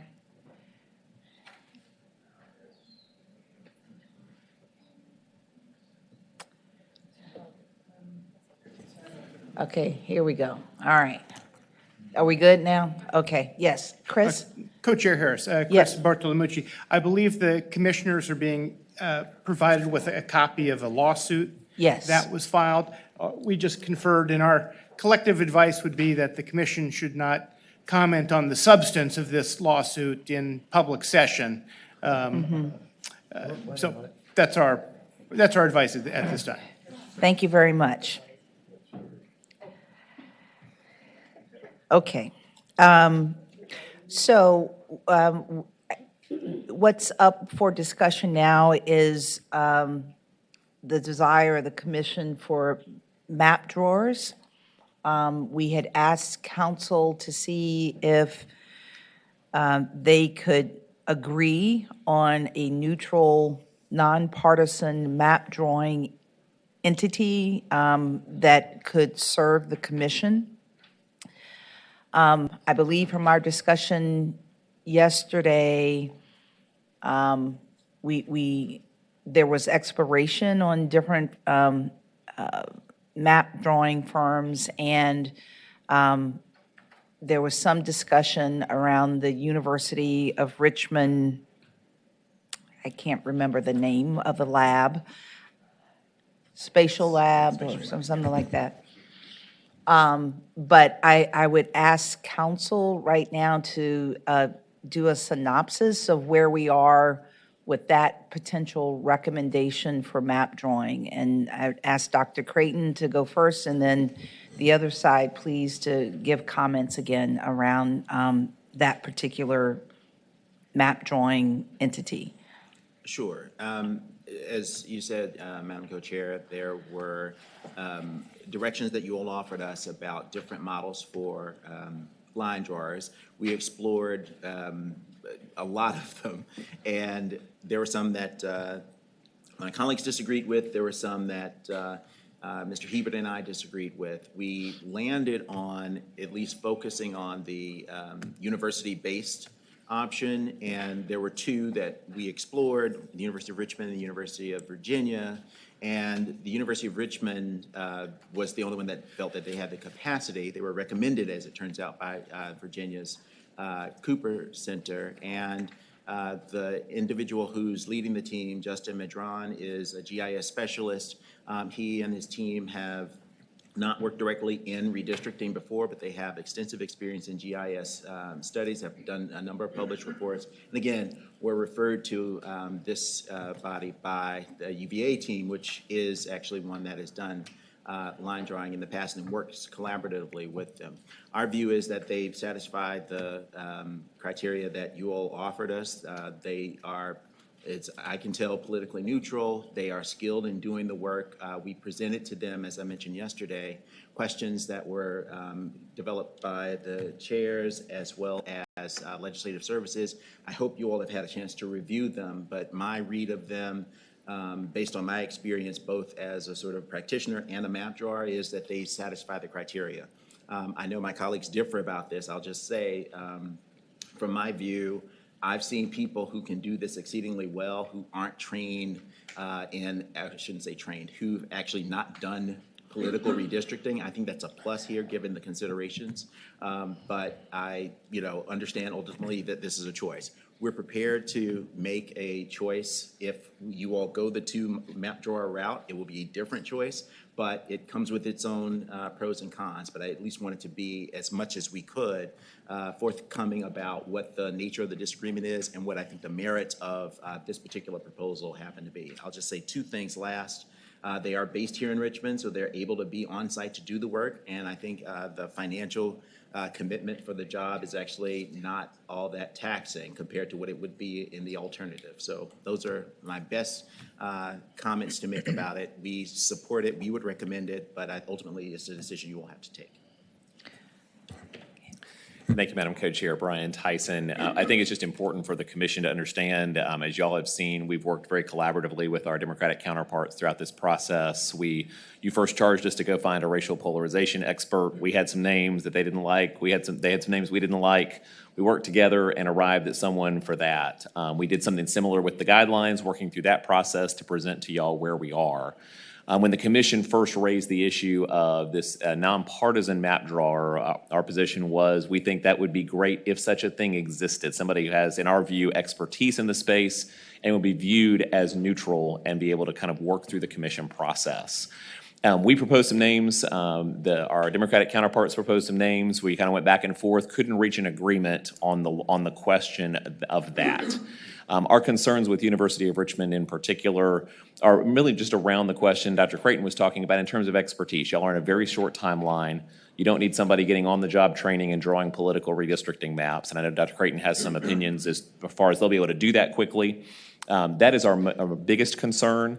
As I mentioned yesterday, we think there's some questions on neutrality as well. And at the end of the day, since we couldn't reach an agreement, we also had prepared and have talked to folks who'd be ready to go for y'all if we went with the 2 map drawers. I think it's also important to clarify that we wouldn't necessarily be duplicating effort. I don't think that would be the idea, that we're going to have 2 parallel processes running. As you've seen for us and our Democratic counterparts, we can kind of work through, find the pain points, bring those to all of you as commissioners, and then y'all can vote on them. So we would envision something similar happening during the map drawing process if we went with 2 approaches, or 2 different map drawers. But that's where things stand as far as our view of the situation. Okay, Delegate Simon and then Senator McDougal. So, Madam Chair, is this on? I think so. I think so. It doesn't sound like it being amplified. Is that on purpose, Les? I don't know. Try I'm to. used to speaker doing that in the past.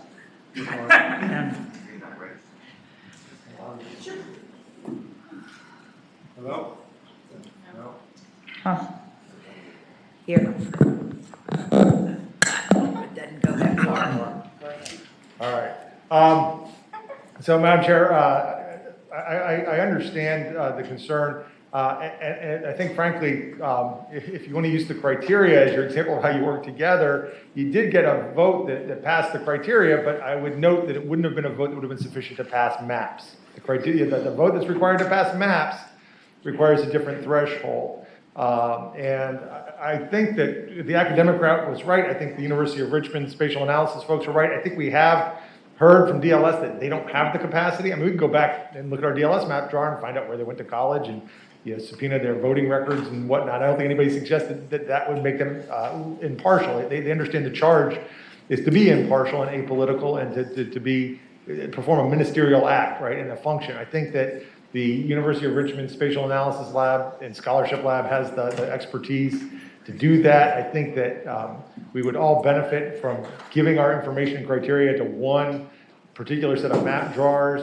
I think to the extent that people are hired for their partisan lean, not in spite of, but for their partisan lean, is going to be problematic. And so for that reason, I would move that we go ahead and I guess to negotiations to hire the University of Richmond Spatial Analysis Lab and the Digital Scholarship Lab at the University of Richmond as our map drawer.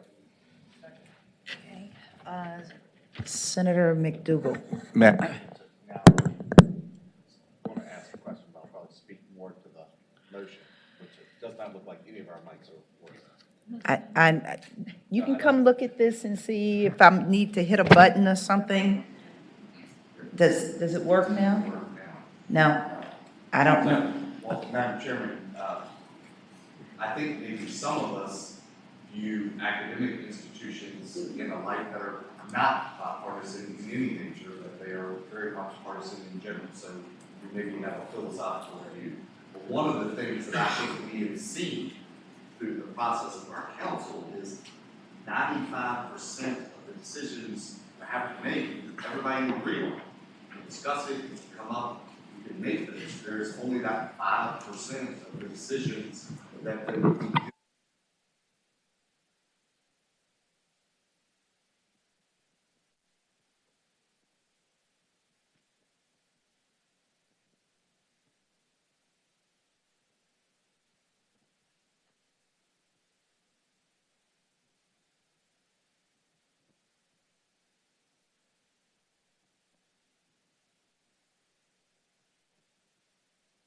Madam Chair, we've lost audio on the phone connection.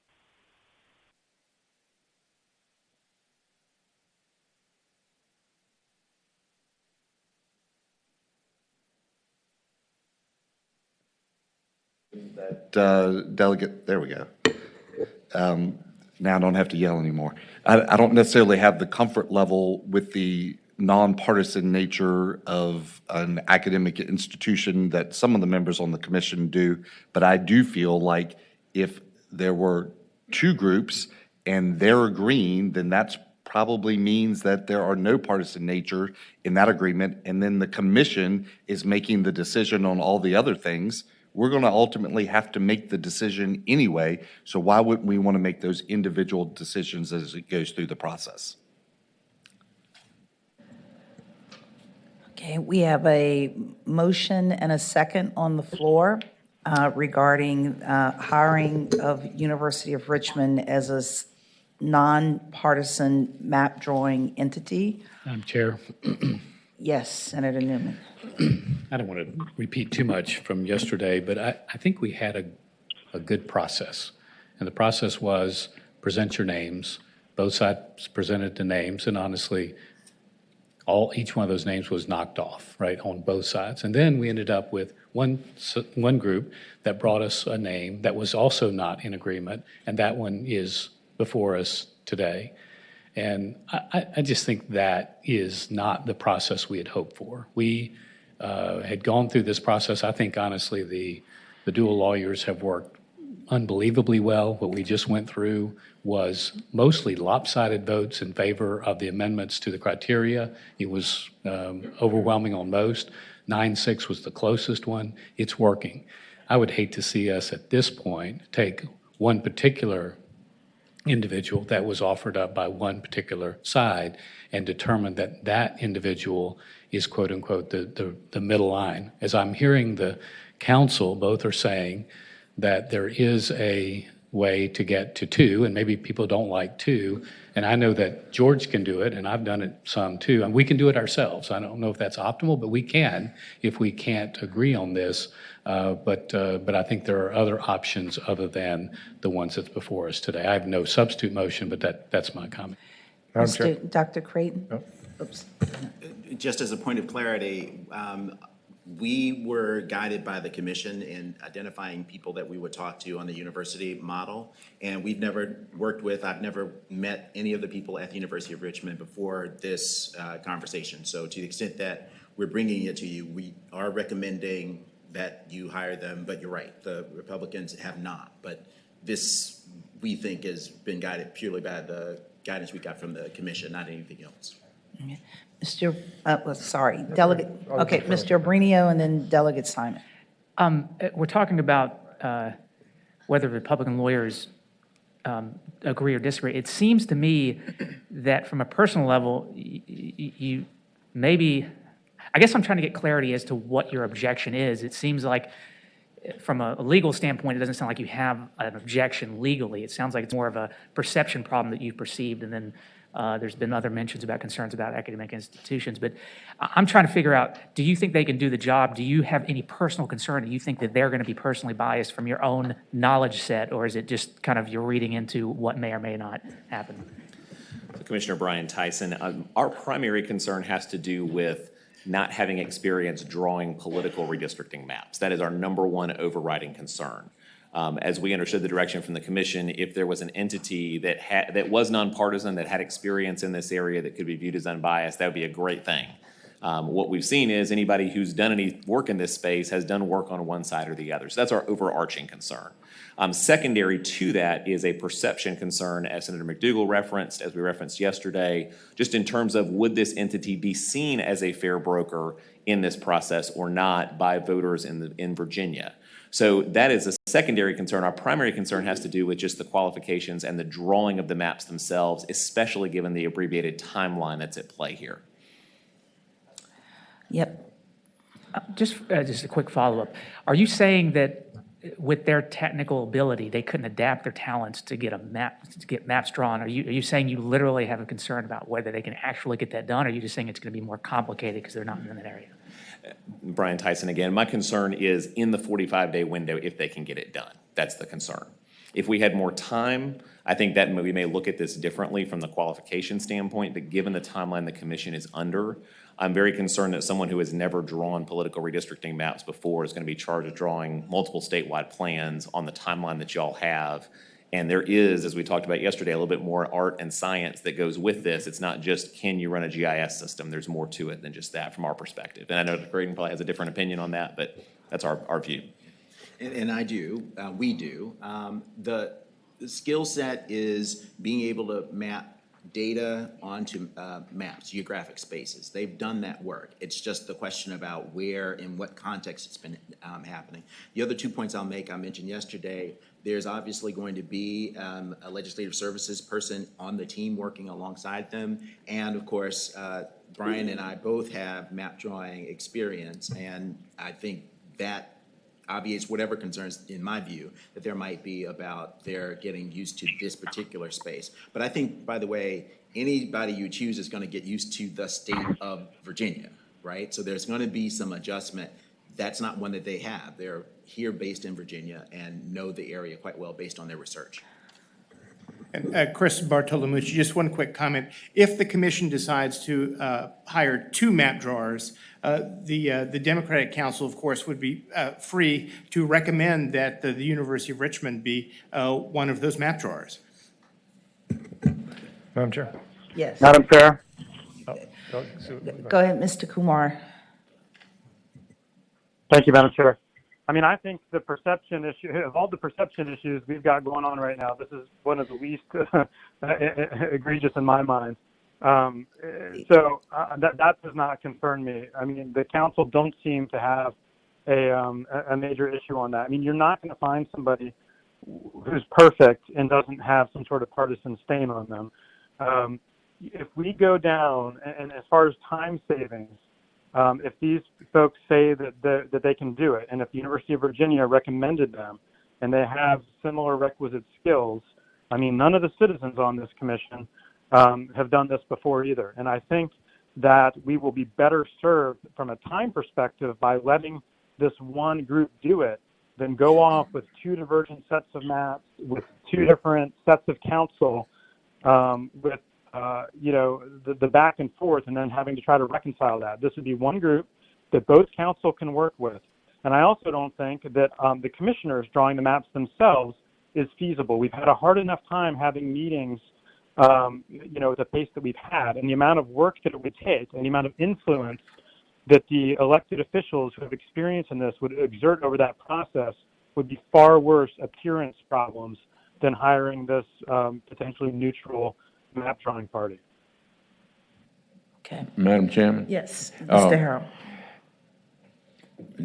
With all due respect to Commissioner Kumar, I think the idea is not to get somebody perfect, but somebody who has worked in this field. And I'm going to, if y'all bear with me for a minute, I'm going to give you a very quick, one more trucking analogy. I haul dangerous chemicals in various places all over the world, different type, all over the United States and Mexico. These chemicals had to be handled in different ways. And the physical characteristics of a loaded and half-loaded tank trailer are entirely different from a van. Now, if I've got a load that's got to go out today, and that's what we've got. We've got a load that's got to go out today. And only got 45 days to get it there, all the way across the country and back, so to speak. And I would not stick somebody that has just driven a truck before, because he's got to be trained, he or she, and it's dangerous. And this is what we've got to do. We need somebody who can do the job, and the councils could not agree. That was the process. We were going to pick one if they could agree, but they could not agree. So since they did not agree, we cannot pick one of the 2 sides pick. It's an abrogation of the process that we set in motion. Plus, to me, it doesn't make any sense in terms of on-the-job training. We've got 45 days. Thank you. Madam Chair. Okay. Joe Yes, Mr. Feliciano. Feliciano. Question.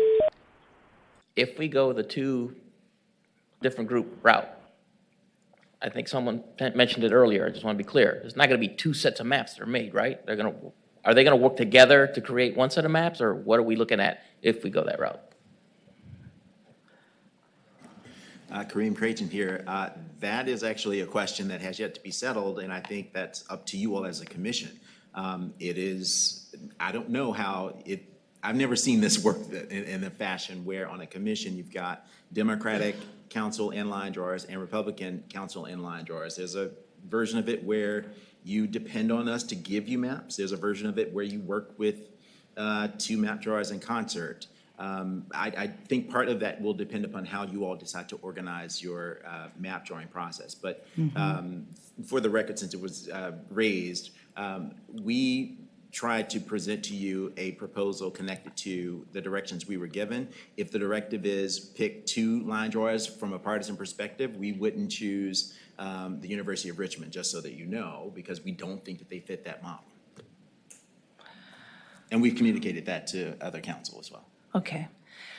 So having done some, not map drawing, but I've used GIS before in my body of work, and there are transferable skills in doing GIS work. So it's not like it's just a different type of use of that spatial geography that you're using. It's not, I don't think it's going to be a huge learning curve. And here we have a firm that is Virginia-based and knows the nuances of the Commonwealth. So we do have a motion and a second on the floor. We lost some members here. I think Delegate Madam Chair? Simon, are you on? Yeah, I'm here electronically. I guess my question is, if Delegate McQuinn, I noticed she was out in the hall making a phone call. Okay. And I would ask maybe the indulgence of the chair, if we could have this go by temporarily, because I think this is an important vote, and see if we can possibly get the benefit of having her back in the room before you take the vote. That's up to you, Madam Chair, but that would be my request. We may postpone that, or can staff maybe step out and see if Delegate McQuinn is in a position to come back in.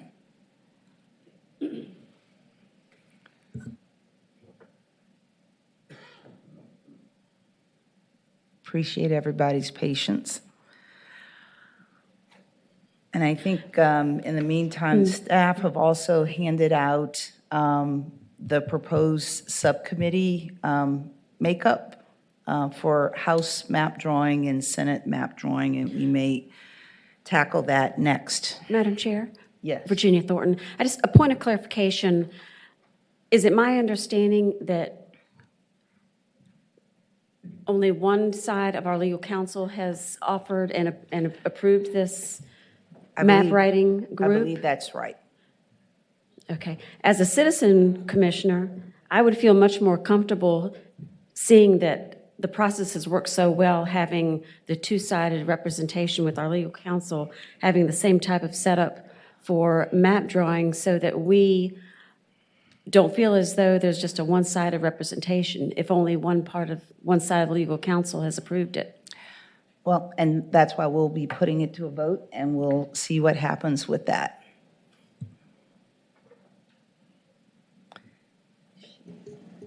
Madam Chair, I believe Delegate McQuinn said she just needed about 2 minutes to finish up her work call. Okay, thank you.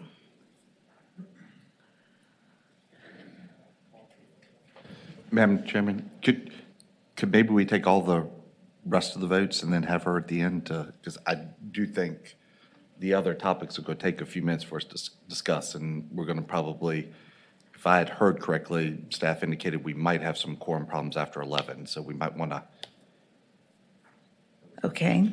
as long as you hold off on the vote being permanent until she comes in. Okay, all right. We'll move on to the proposed subcommittee allocation. We're going to hold off on the vote until Delegate McQuinn comes in. Madam Chairman, I was suggesting that, go ahead, it'll take 2 minutes or at least a minute to call the roll call, but you not announce the vote, you hold off to making it final until she comes in. Let her still vote in it. let her still, yes, for her to Okay, still. all right. All right, Mr. Wade, if you will call the vote, please. Thank you, Madam Chair. Motion made by Delegate Simon and seconded by Delegate McQuinn to have the University of Richmond Spatial Analysis Lab to serve as the commission's map drawers. Mr. Abrenio, Yes. Mr. Hutchins, Yes. Mr. Kumar, Yes. Mr. Feliciano, No. Ms. Thornton, No. Mr. Harrell, No. Delegate Adams, No. Senator McDougal, Senator Newman, No. Delegate Ranson, Senator Barker, Yes. Senator Locke, Yes. Delegate Simon,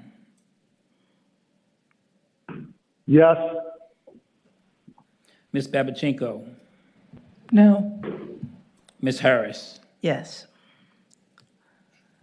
And so we'll wait for Delegate McQuinn to come in to get the vote count there. And just listening, if we are split equally, what is it fails, okay? All right, and so let's look at the proposed subcommittee structure.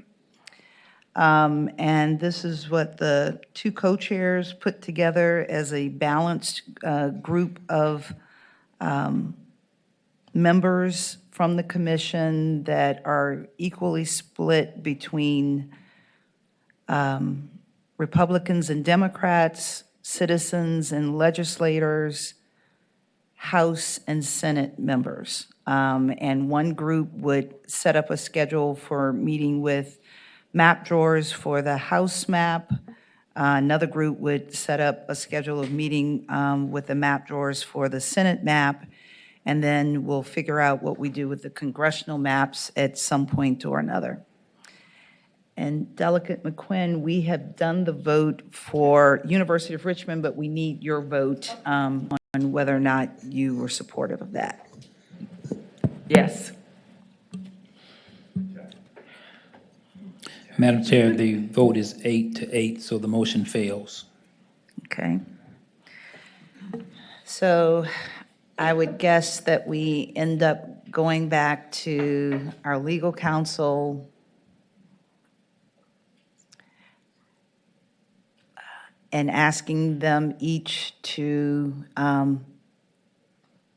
provide a map drawer, how we're going to work together on having the spirit of what we were trying to do as a commission, as we've heard from citizens over and over again, is not quite unfolding the way maybe many citizens had hoped, but we will do the best that we can within the constraints of what we're voting on as a commission. So at this point, I would imagine that each council will bring forth a map drawer, and then as a body, we got to figure out how we end up looking at having two sets of map drawers.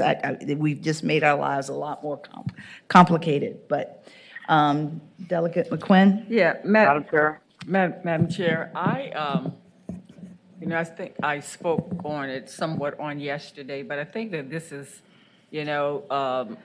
in many ways, just a grave mistake to move down this road, whether it is a University of Richmond, which obviously that has failed, but, if there's any other option or time, can they go back to the drawing board? Because I think that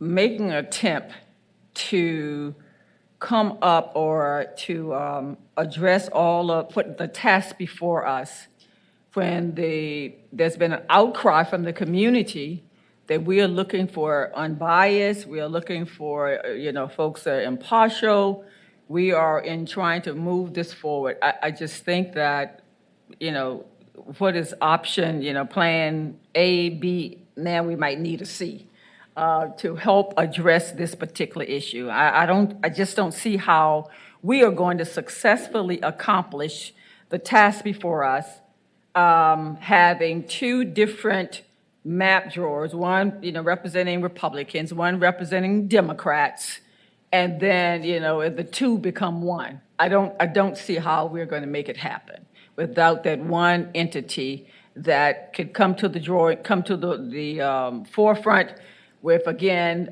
looking at the maps, helping to direct us with certainly a less biased approach or unbiased approach. I just don't see it. And I may be totally wrong and not the great visionary that some of these folks are who think that this can happen, successfully happen. I'm hoping that there's another plan, and that is to go back to the drawing board and find another entity that could represent all of us in a much more unbiased way. Thank you. Madam Chair, Yes, Virginia Thornton.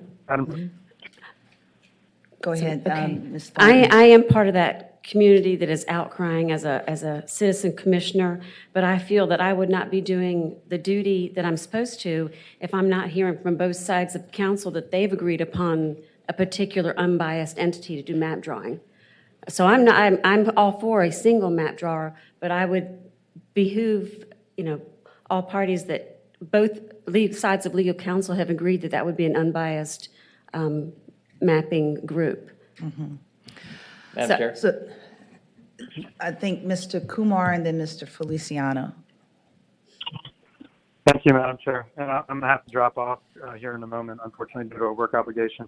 I agree with Delegate McDougall. I think to continue to go down the path, obviously we are where we are, and it's disappointing to a lot of us and to, I think, a lot of citizens of the Commonwealth. And, we got 8.6 million Virginians. Can you speak up, Mr. Kumar, please? Yep. Yeah. So, we're trying to do right by 8.6 million Virginians, and I think we're overweighted by concern of what 140 elected officials now what they may want, and while at the end of the day that is going to have to pass by them, that doesn't mean we start from a point of what they're willing to accept, right? We have an obligation, everyone on this, to the citizens of Virginia to try to do things differently. And that doesn't mean it's going to be completely nonpartisan, but it should be less partisan than the old way. Otherwise, this amendment has no purpose. So I would ask that we ask our council to go back, if they did not consider out-of-state experts that may be neutral. I think we should do so. I don't know if they did. I know in a prior meeting we said, well, we need people to know Virginia. Well, we know Virginia. And when we get those maps back and need to smooth things out, we'll be able to do that. And they'll have our guidance. So if we haven't done that, I ask that we do that. And I think having two sets of maps and two sets of map drawers is going to be a big mistake. And part of this is also going to be cost. So I know that there's also been some discussion about some elected members of our commission reaching out to legal counsel on their own and driving up the costs. And I won't be on for that discussion if it happens today, but I'd like that to be addressed as well. Mr. Feliciano? Madam Chair, and correct me if I'm wrong, this is the first for us, right? All Yes. this is first. We're doing this for the first time. Would it be a first if we do go? I'm all for finding that one unicorn. Am I hopeful? I'm hopeful we can find it. Do I think it'll happen? No. That being said, if we found two firms to work together and got them say, hey, this is a first. We're doing stuff for the first time. You're going to work together on one map. How hard would that be? It's going to be hard, but I'm saying all this is new. All this is first. Why can't we make that happen? Why isn't that a possibility? Is it a possibility? If not, why not? And so on.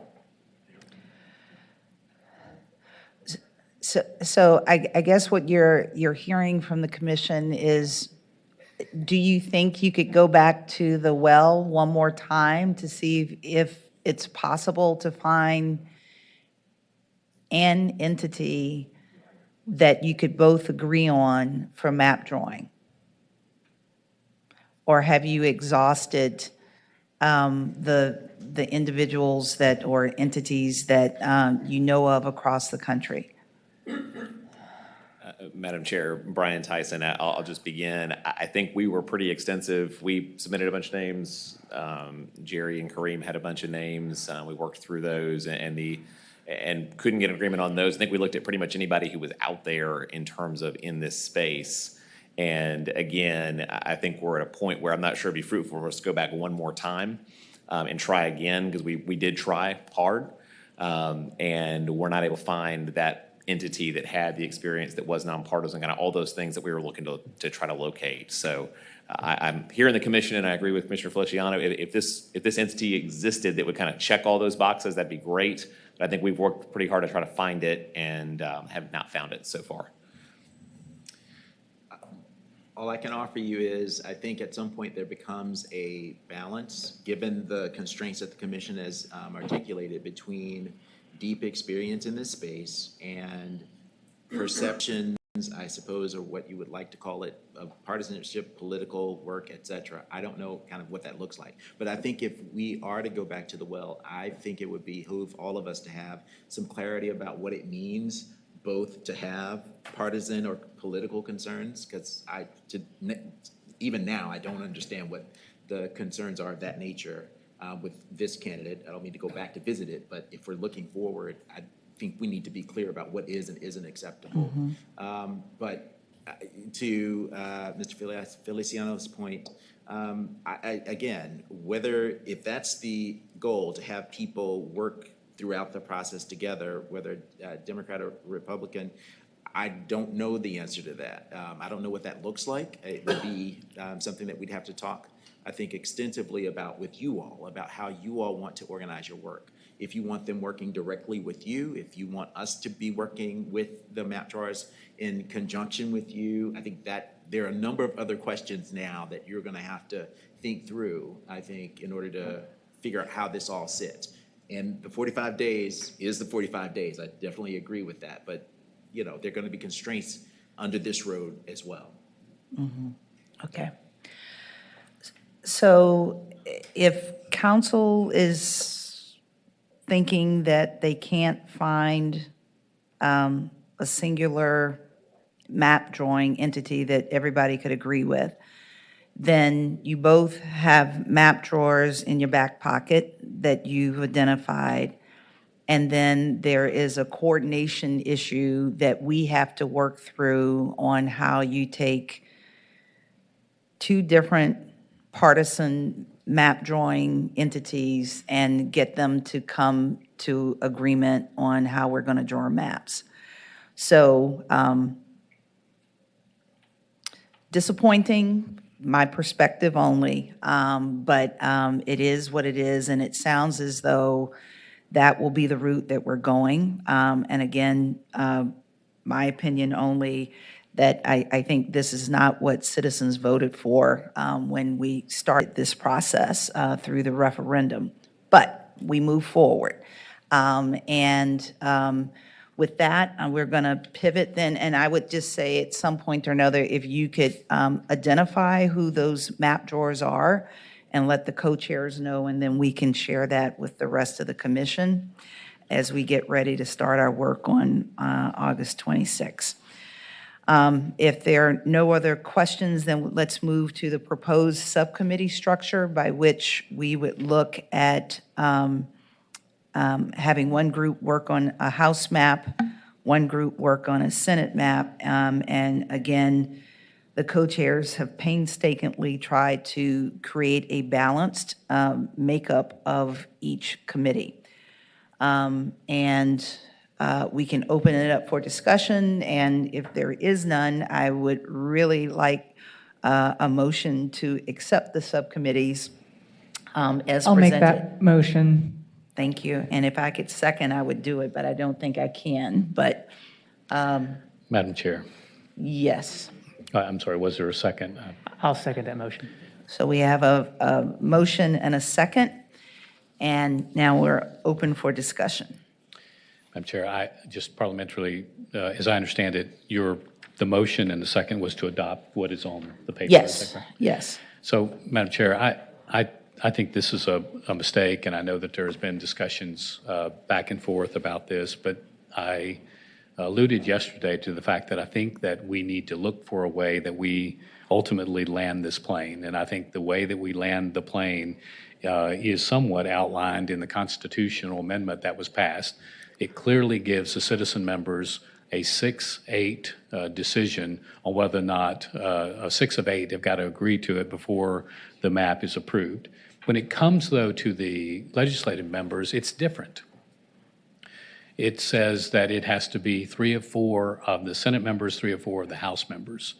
And so it is particular in that. And in my opinion, it understands that to get a map through the legislature, which to me is landing the plane, which we should all be aspiring to, the best way to do that is to have the most House members agree with the House map, along with this super veto that the citizens have, and the Senate members to do the same. And I don't think this puts us in the best place to do that. I think the co-chairs worked hard on this. I understand that, but I just don't think that this is the right way to do that process. Thank you, Madam Chair.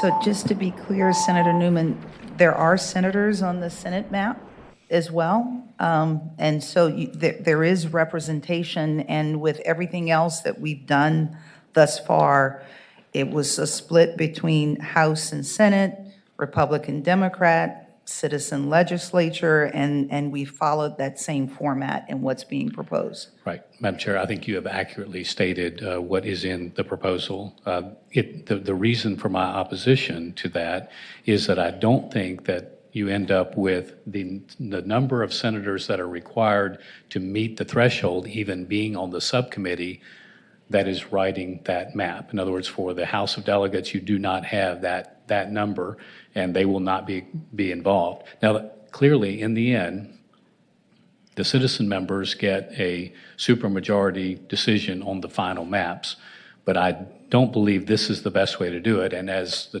one of the chairs would recognize, I was kind of one of the earlier people to discuss subcommittees, but I don't think this was in any way the subcommittee that we were anticipating. And to me, a preferable way of doing this, if we're going to kind of exclude some members from the senators from the Senate map and House members of the House map, would be to have all members work on all maps. And that's just my belief. So that's why it's no ill will toward those that put this together. It's just that I think that this is not the way that we get to the finish line and land the plane as well as we could. Madam Chairman. Delegate McQuinn?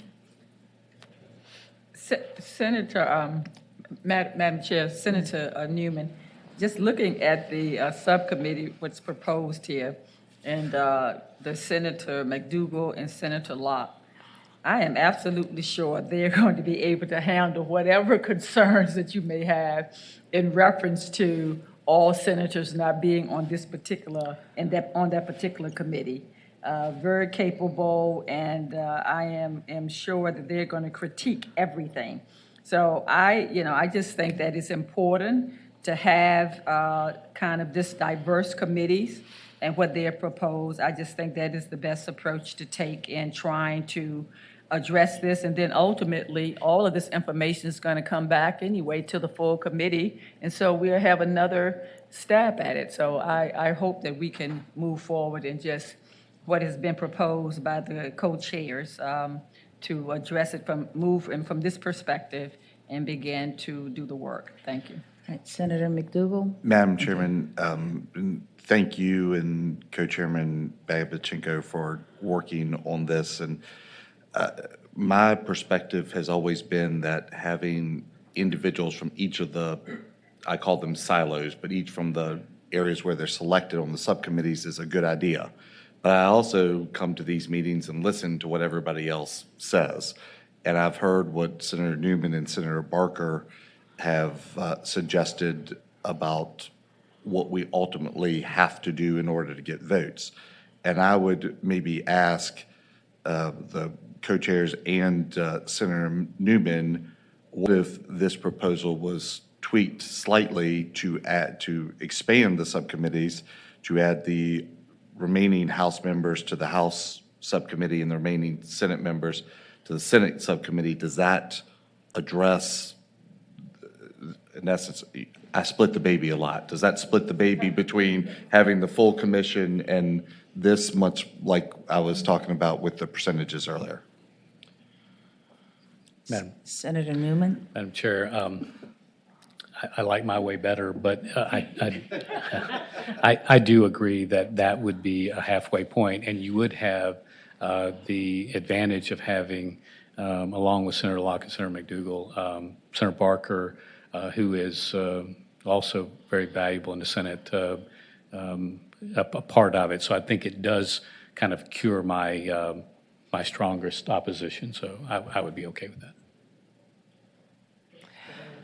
So at this point, Mr. Madam Chair? Yes. Delegate, Simon? Sorry. Delegate Simon, go ahead, and sorry. then Mr. Bruno.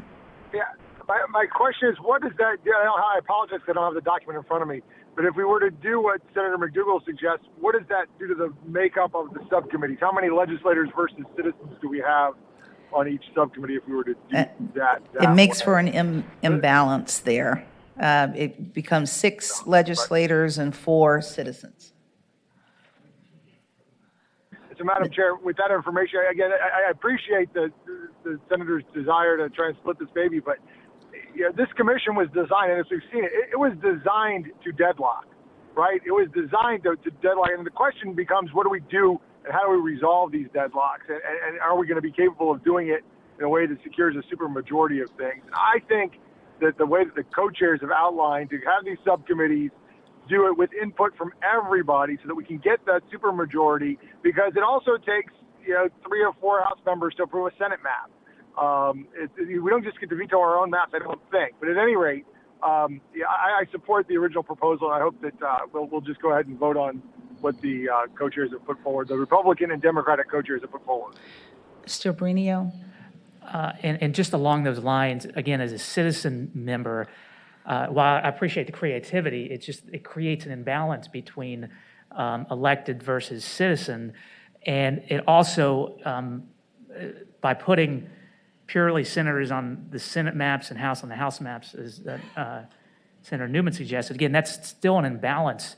We as citizens are coming to this we're learning on the job. We're talking about map drawers learning on the job. We're learning on the job. So I think that the makeup now does the best that it can do to minimize the concern that I have as a citizen, and I think the public has as well. Again, what we're trying to do to get the public to buy into these maps is to try to, again, limit what they feel as maps being drawn by essentially electeds choosing their voters rather than the other way around. So I like the makeup now, and again, I have concern for the imbalance. Thanks. Ms. Thornton? I'm sorry. Madam Chair, I guess I've been here listening to a few people speak about their analogies. An analogy that I would kind of like this to would be, as a trial attorney, when I'm seeking medical expertise, I go to a medical expert. So if I'm on the House committee, I would be seeking House members' expertise when trying to figure out their lines. And I think with it balanced with the number of House members and citizen commissioners, that the citizen commissioners would balance out if others are feeling 4 House members would be too many in the subcommittee. The citizen commissioners, I believe, would balance that thought.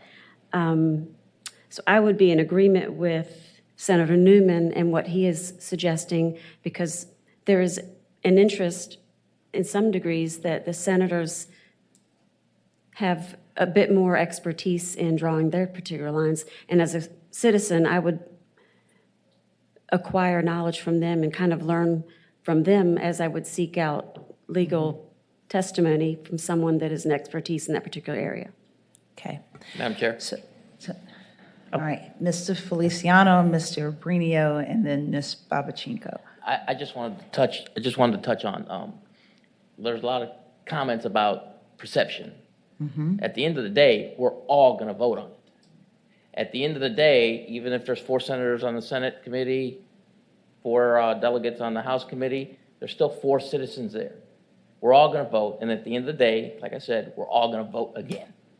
So that perception that the citizens are, that the legislators are picking their voters, it's not true. It's not a true perception. I mean, because it's not happening.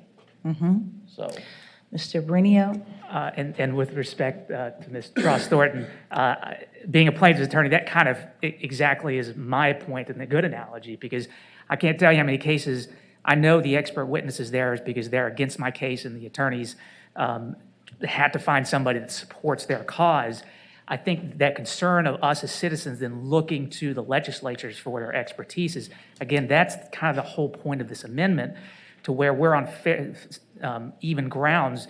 I don't think the public wanted us to just defer to the legislative elected officials, and that's kind of my point. And again, putting all senators on the Senate maps and all House members on the House maps, having that balance just emphasizes the imbalance, and it would require us to, we would likely be more likely to be looking to them. What do you think? That kind of thing, rather than having that diversity of opinion. That's how I see it. Ms. Babichenko? I just want to clarify, I don't know if this is helpful to anyone, but the whole point of the subcommittees was not to make decisions and exclude other members from participating and making decisions. It was to divide up the work and manage the actual work getting done. There was never meant to be any sort of lack of communication amongst all of the senators to work on the Senate map, but really divvying up the work and making sure the decision points are getting to the full commission for full discussion and full voting on things that we disagree upon. That was the direction. So in no way were these groups meant to supplant the will and the wishes of the full commission, just management of getting the actual work and drawings done. Thank you. Mr. Witt? Okay. Could I just make sure that we're all talking the same language? So really, we have the proposal that the co-chairs presented, which is before you. You have Senator Newman and Senator Barker's suggestion of 4 citizens and 4 House, 4 citizens and 4 senators. That proposal. You have my proposal of splitting the baby between those 2. And then if we don't go with any of these 3, then that means that the entire commission will do the role of what you're proposing for the subcommittee for each of these maps. Yes. So really, ultimately, we're debating whether the entire commission is going to do them together, or we're going to break it up into subcommittees. Right. Is that accurate? Yeah, it is. Okay. It is. And so we have a motion and a second. Madam Chairman? Yes. Chairwoman, I didn't get a chance Okay. to. The devil's in the details, so to speak, and the work on this that is meaningful is going to be at the margins. And I don't think all of us coming in for a final vote is going to supervise this thing, is going to really work in terms of import. I like Senator McDougal's suggestion in that the first vote we've got to get passed here is 3 out of 4 senators and 3 out of 4 delegates have to agree. And I don't think that Senator Barker and Senator Newman, being on this committee, which I happen to have been put on, I don't think they're going to overly influence my opinion. But like Commissioner Thornton said, I think I can gain from them. I've gained from them immensely in both of them, even though they're in 2 different parties. But we've got to pass the thresholds. And I think we'll do it easier if we use the expertise of these people and the House delegates who know the House to do that. And that doesn't mean they're picking their legislators, picking their constituents at all. What that means is we're trying to come and pass the test. And besides, and we can't get it past the House of Delegates and the Senate, it still fails. So we're bipartisan now. we keep wanting to be nonpartisan, but we're not, obviously. And as you can tell by the amount of discussion that we've been here week after week. And I think we're all good folks and well-intentioned, and we've got different slants. So that's how we're going to come to a conclusion easier, I think, if we put the delegates on the delegate group and the senators on the, it's still split. Most people, when they look at gerrymandering, and their first problem is there's partisanship. This is not going to be partisanship because it'd be bipartisan still, completely bipartisan. So I like Senator McDougal's point. Okay, we have a vote, a motion and a second on the floor. And Mr. Wade, would you please call for the vote to accept the proposal as submitted? Thank you, Madam Chair. The motion is made by Ms. Babachenko and seconded by Mr. Abrenio to adopt the subcommittee structure and membership offered by the co-chairs. Mr. Abrenio. Yes. Mr. Hutchins. Yes. Mr. Kumar. I think he had to drop off. Mr. Feliciano. No. Ms. Thornton. No. Mr. Harrell. No. Delegate Adams. No. Senator McDougal. Senator Newman. Delegate Ranson. No. Senator Barker. No. Senator Locke. Yes. Delegate McQuinn. Yes. Delegate Simon. Yes. Ms. Babachenko. Yes. Ms. Harris. Yes.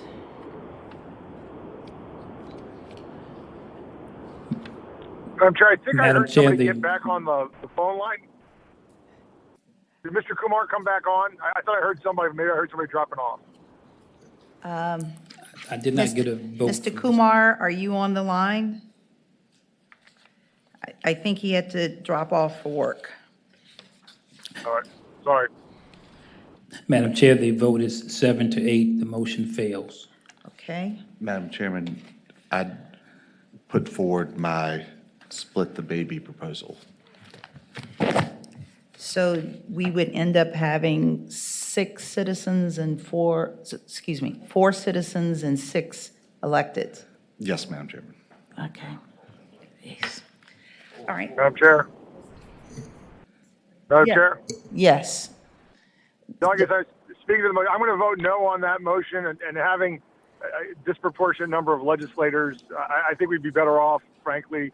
Well, from my point of view, it means I got to be on both subcommittees anyway, and we have the disadvantage of having a disproportionate number. So at that point, it seems like it would make sense to just not have the subcommittees at all. So I'm going to vote no on Senator McDougal's motion.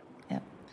Well, Madam Chairman, Yes. if I don't want to push it. If the commission's thought process and generally talking that we would rather do it as an entire group, I can withdraw that motion. I was trying to fine. see if we could come up with a solution to address some subcommittees, but yep. I would say we were really working hard not to have a commission of the whole and doing map drawing, but having that imbalance to me just seems really not in the spirit of what we were looking for, and everything else that we've done, it's been balanced like that. So, Madam Chairman, I'll withdraw the motion because I was trying to come up with a solution. I wasn't trying to advocate for it. all right. So that's been withdrawn, and I hope everyone likes being in Richmond because we will be spending a lot of time together over the next 6 weeks as we try to work on people's schedules. And it sounds as though we will get together and then begin to, in addition to our weekly Monday, Tuesday meetings, we'll add additional blocks of time for everyone to be able to come. There we go. And the last easy point, honestly, I don't think we have enough time to get to, is where we start the maps. And I can't wait to hear that discussion. But I think we'll pick it up on Monday. Yeah. Yeah, I think we have reached our time, and I think we do have a citizens' comment period that we have to do, and we're going to start losing some folks here. Hopefully, we can maintain a quorum, but we'll pivot to the public comment period, and we'll pick up the starting point of where we begin drawing maps on Monday, the 23rd, okay? All right?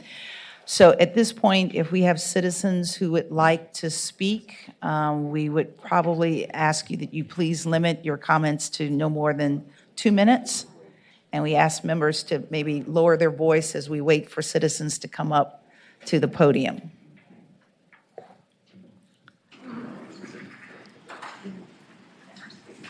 Thank you. Good morning, everyone. I'll be really brief. I know you all have had a long couple of days. I'm Liz White. I'm the Executive Director of One Virginia 2021. Based on some of the decisions you all have made today, I would just encourage that if you do end up hiring two partisan sets of map drawers, that you do ask them, as Mr. Feliciano suggested, to work in concert on a single set of maps that you all then receive and work on and adapt, rather than having two that you try to mush together in a way that I think no one's going to end up liking. And then I would just encourage you to continue along what sounds like the path you're going on, where you all take a really active role in that map drawing process, and you're not receiving a product from someone else, but you are involved, and they truly are as much just technicians as possible. Thank you all for your work and for all of your decisions today. Thank you, Liz. Anyone else?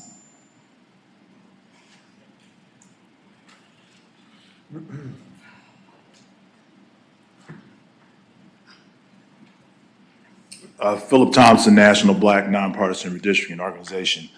I wasn't even going to speak today until that last bit of what happened, but you set yourselves up when you hired two council, one Republican, one Democrat. So you guys put your own self in this mess. A lot of people did a lot of work to get this commission passed. I mean, I took heat from the Black Legislative Caucus, by pushing this for this commission. And what you've done is you've turned it into a political circus again that we tried to get away from by putting a nonpartisan commission together. But you just cooked it yourself when you hired these council, who now have brought you, you're going to have two different map drawers. All that's going to come out. My estimation at this point, you need to kind of hurry up so the Supreme Court can get on with hiring whoever they're going to hire to draw these maps, because right now you're headed for stalemate, and that's just not going to work. And that's not what we work for. Lots of money, lots of time passed to do this, and then people who maybe didn't want this to happen are now here sinking this process, and that's sad. It's really sad for the people of Virginia. Thank you, Philip. Anybody else have comments? Thank you. If not, the commission will meet again next Monday. Thanks.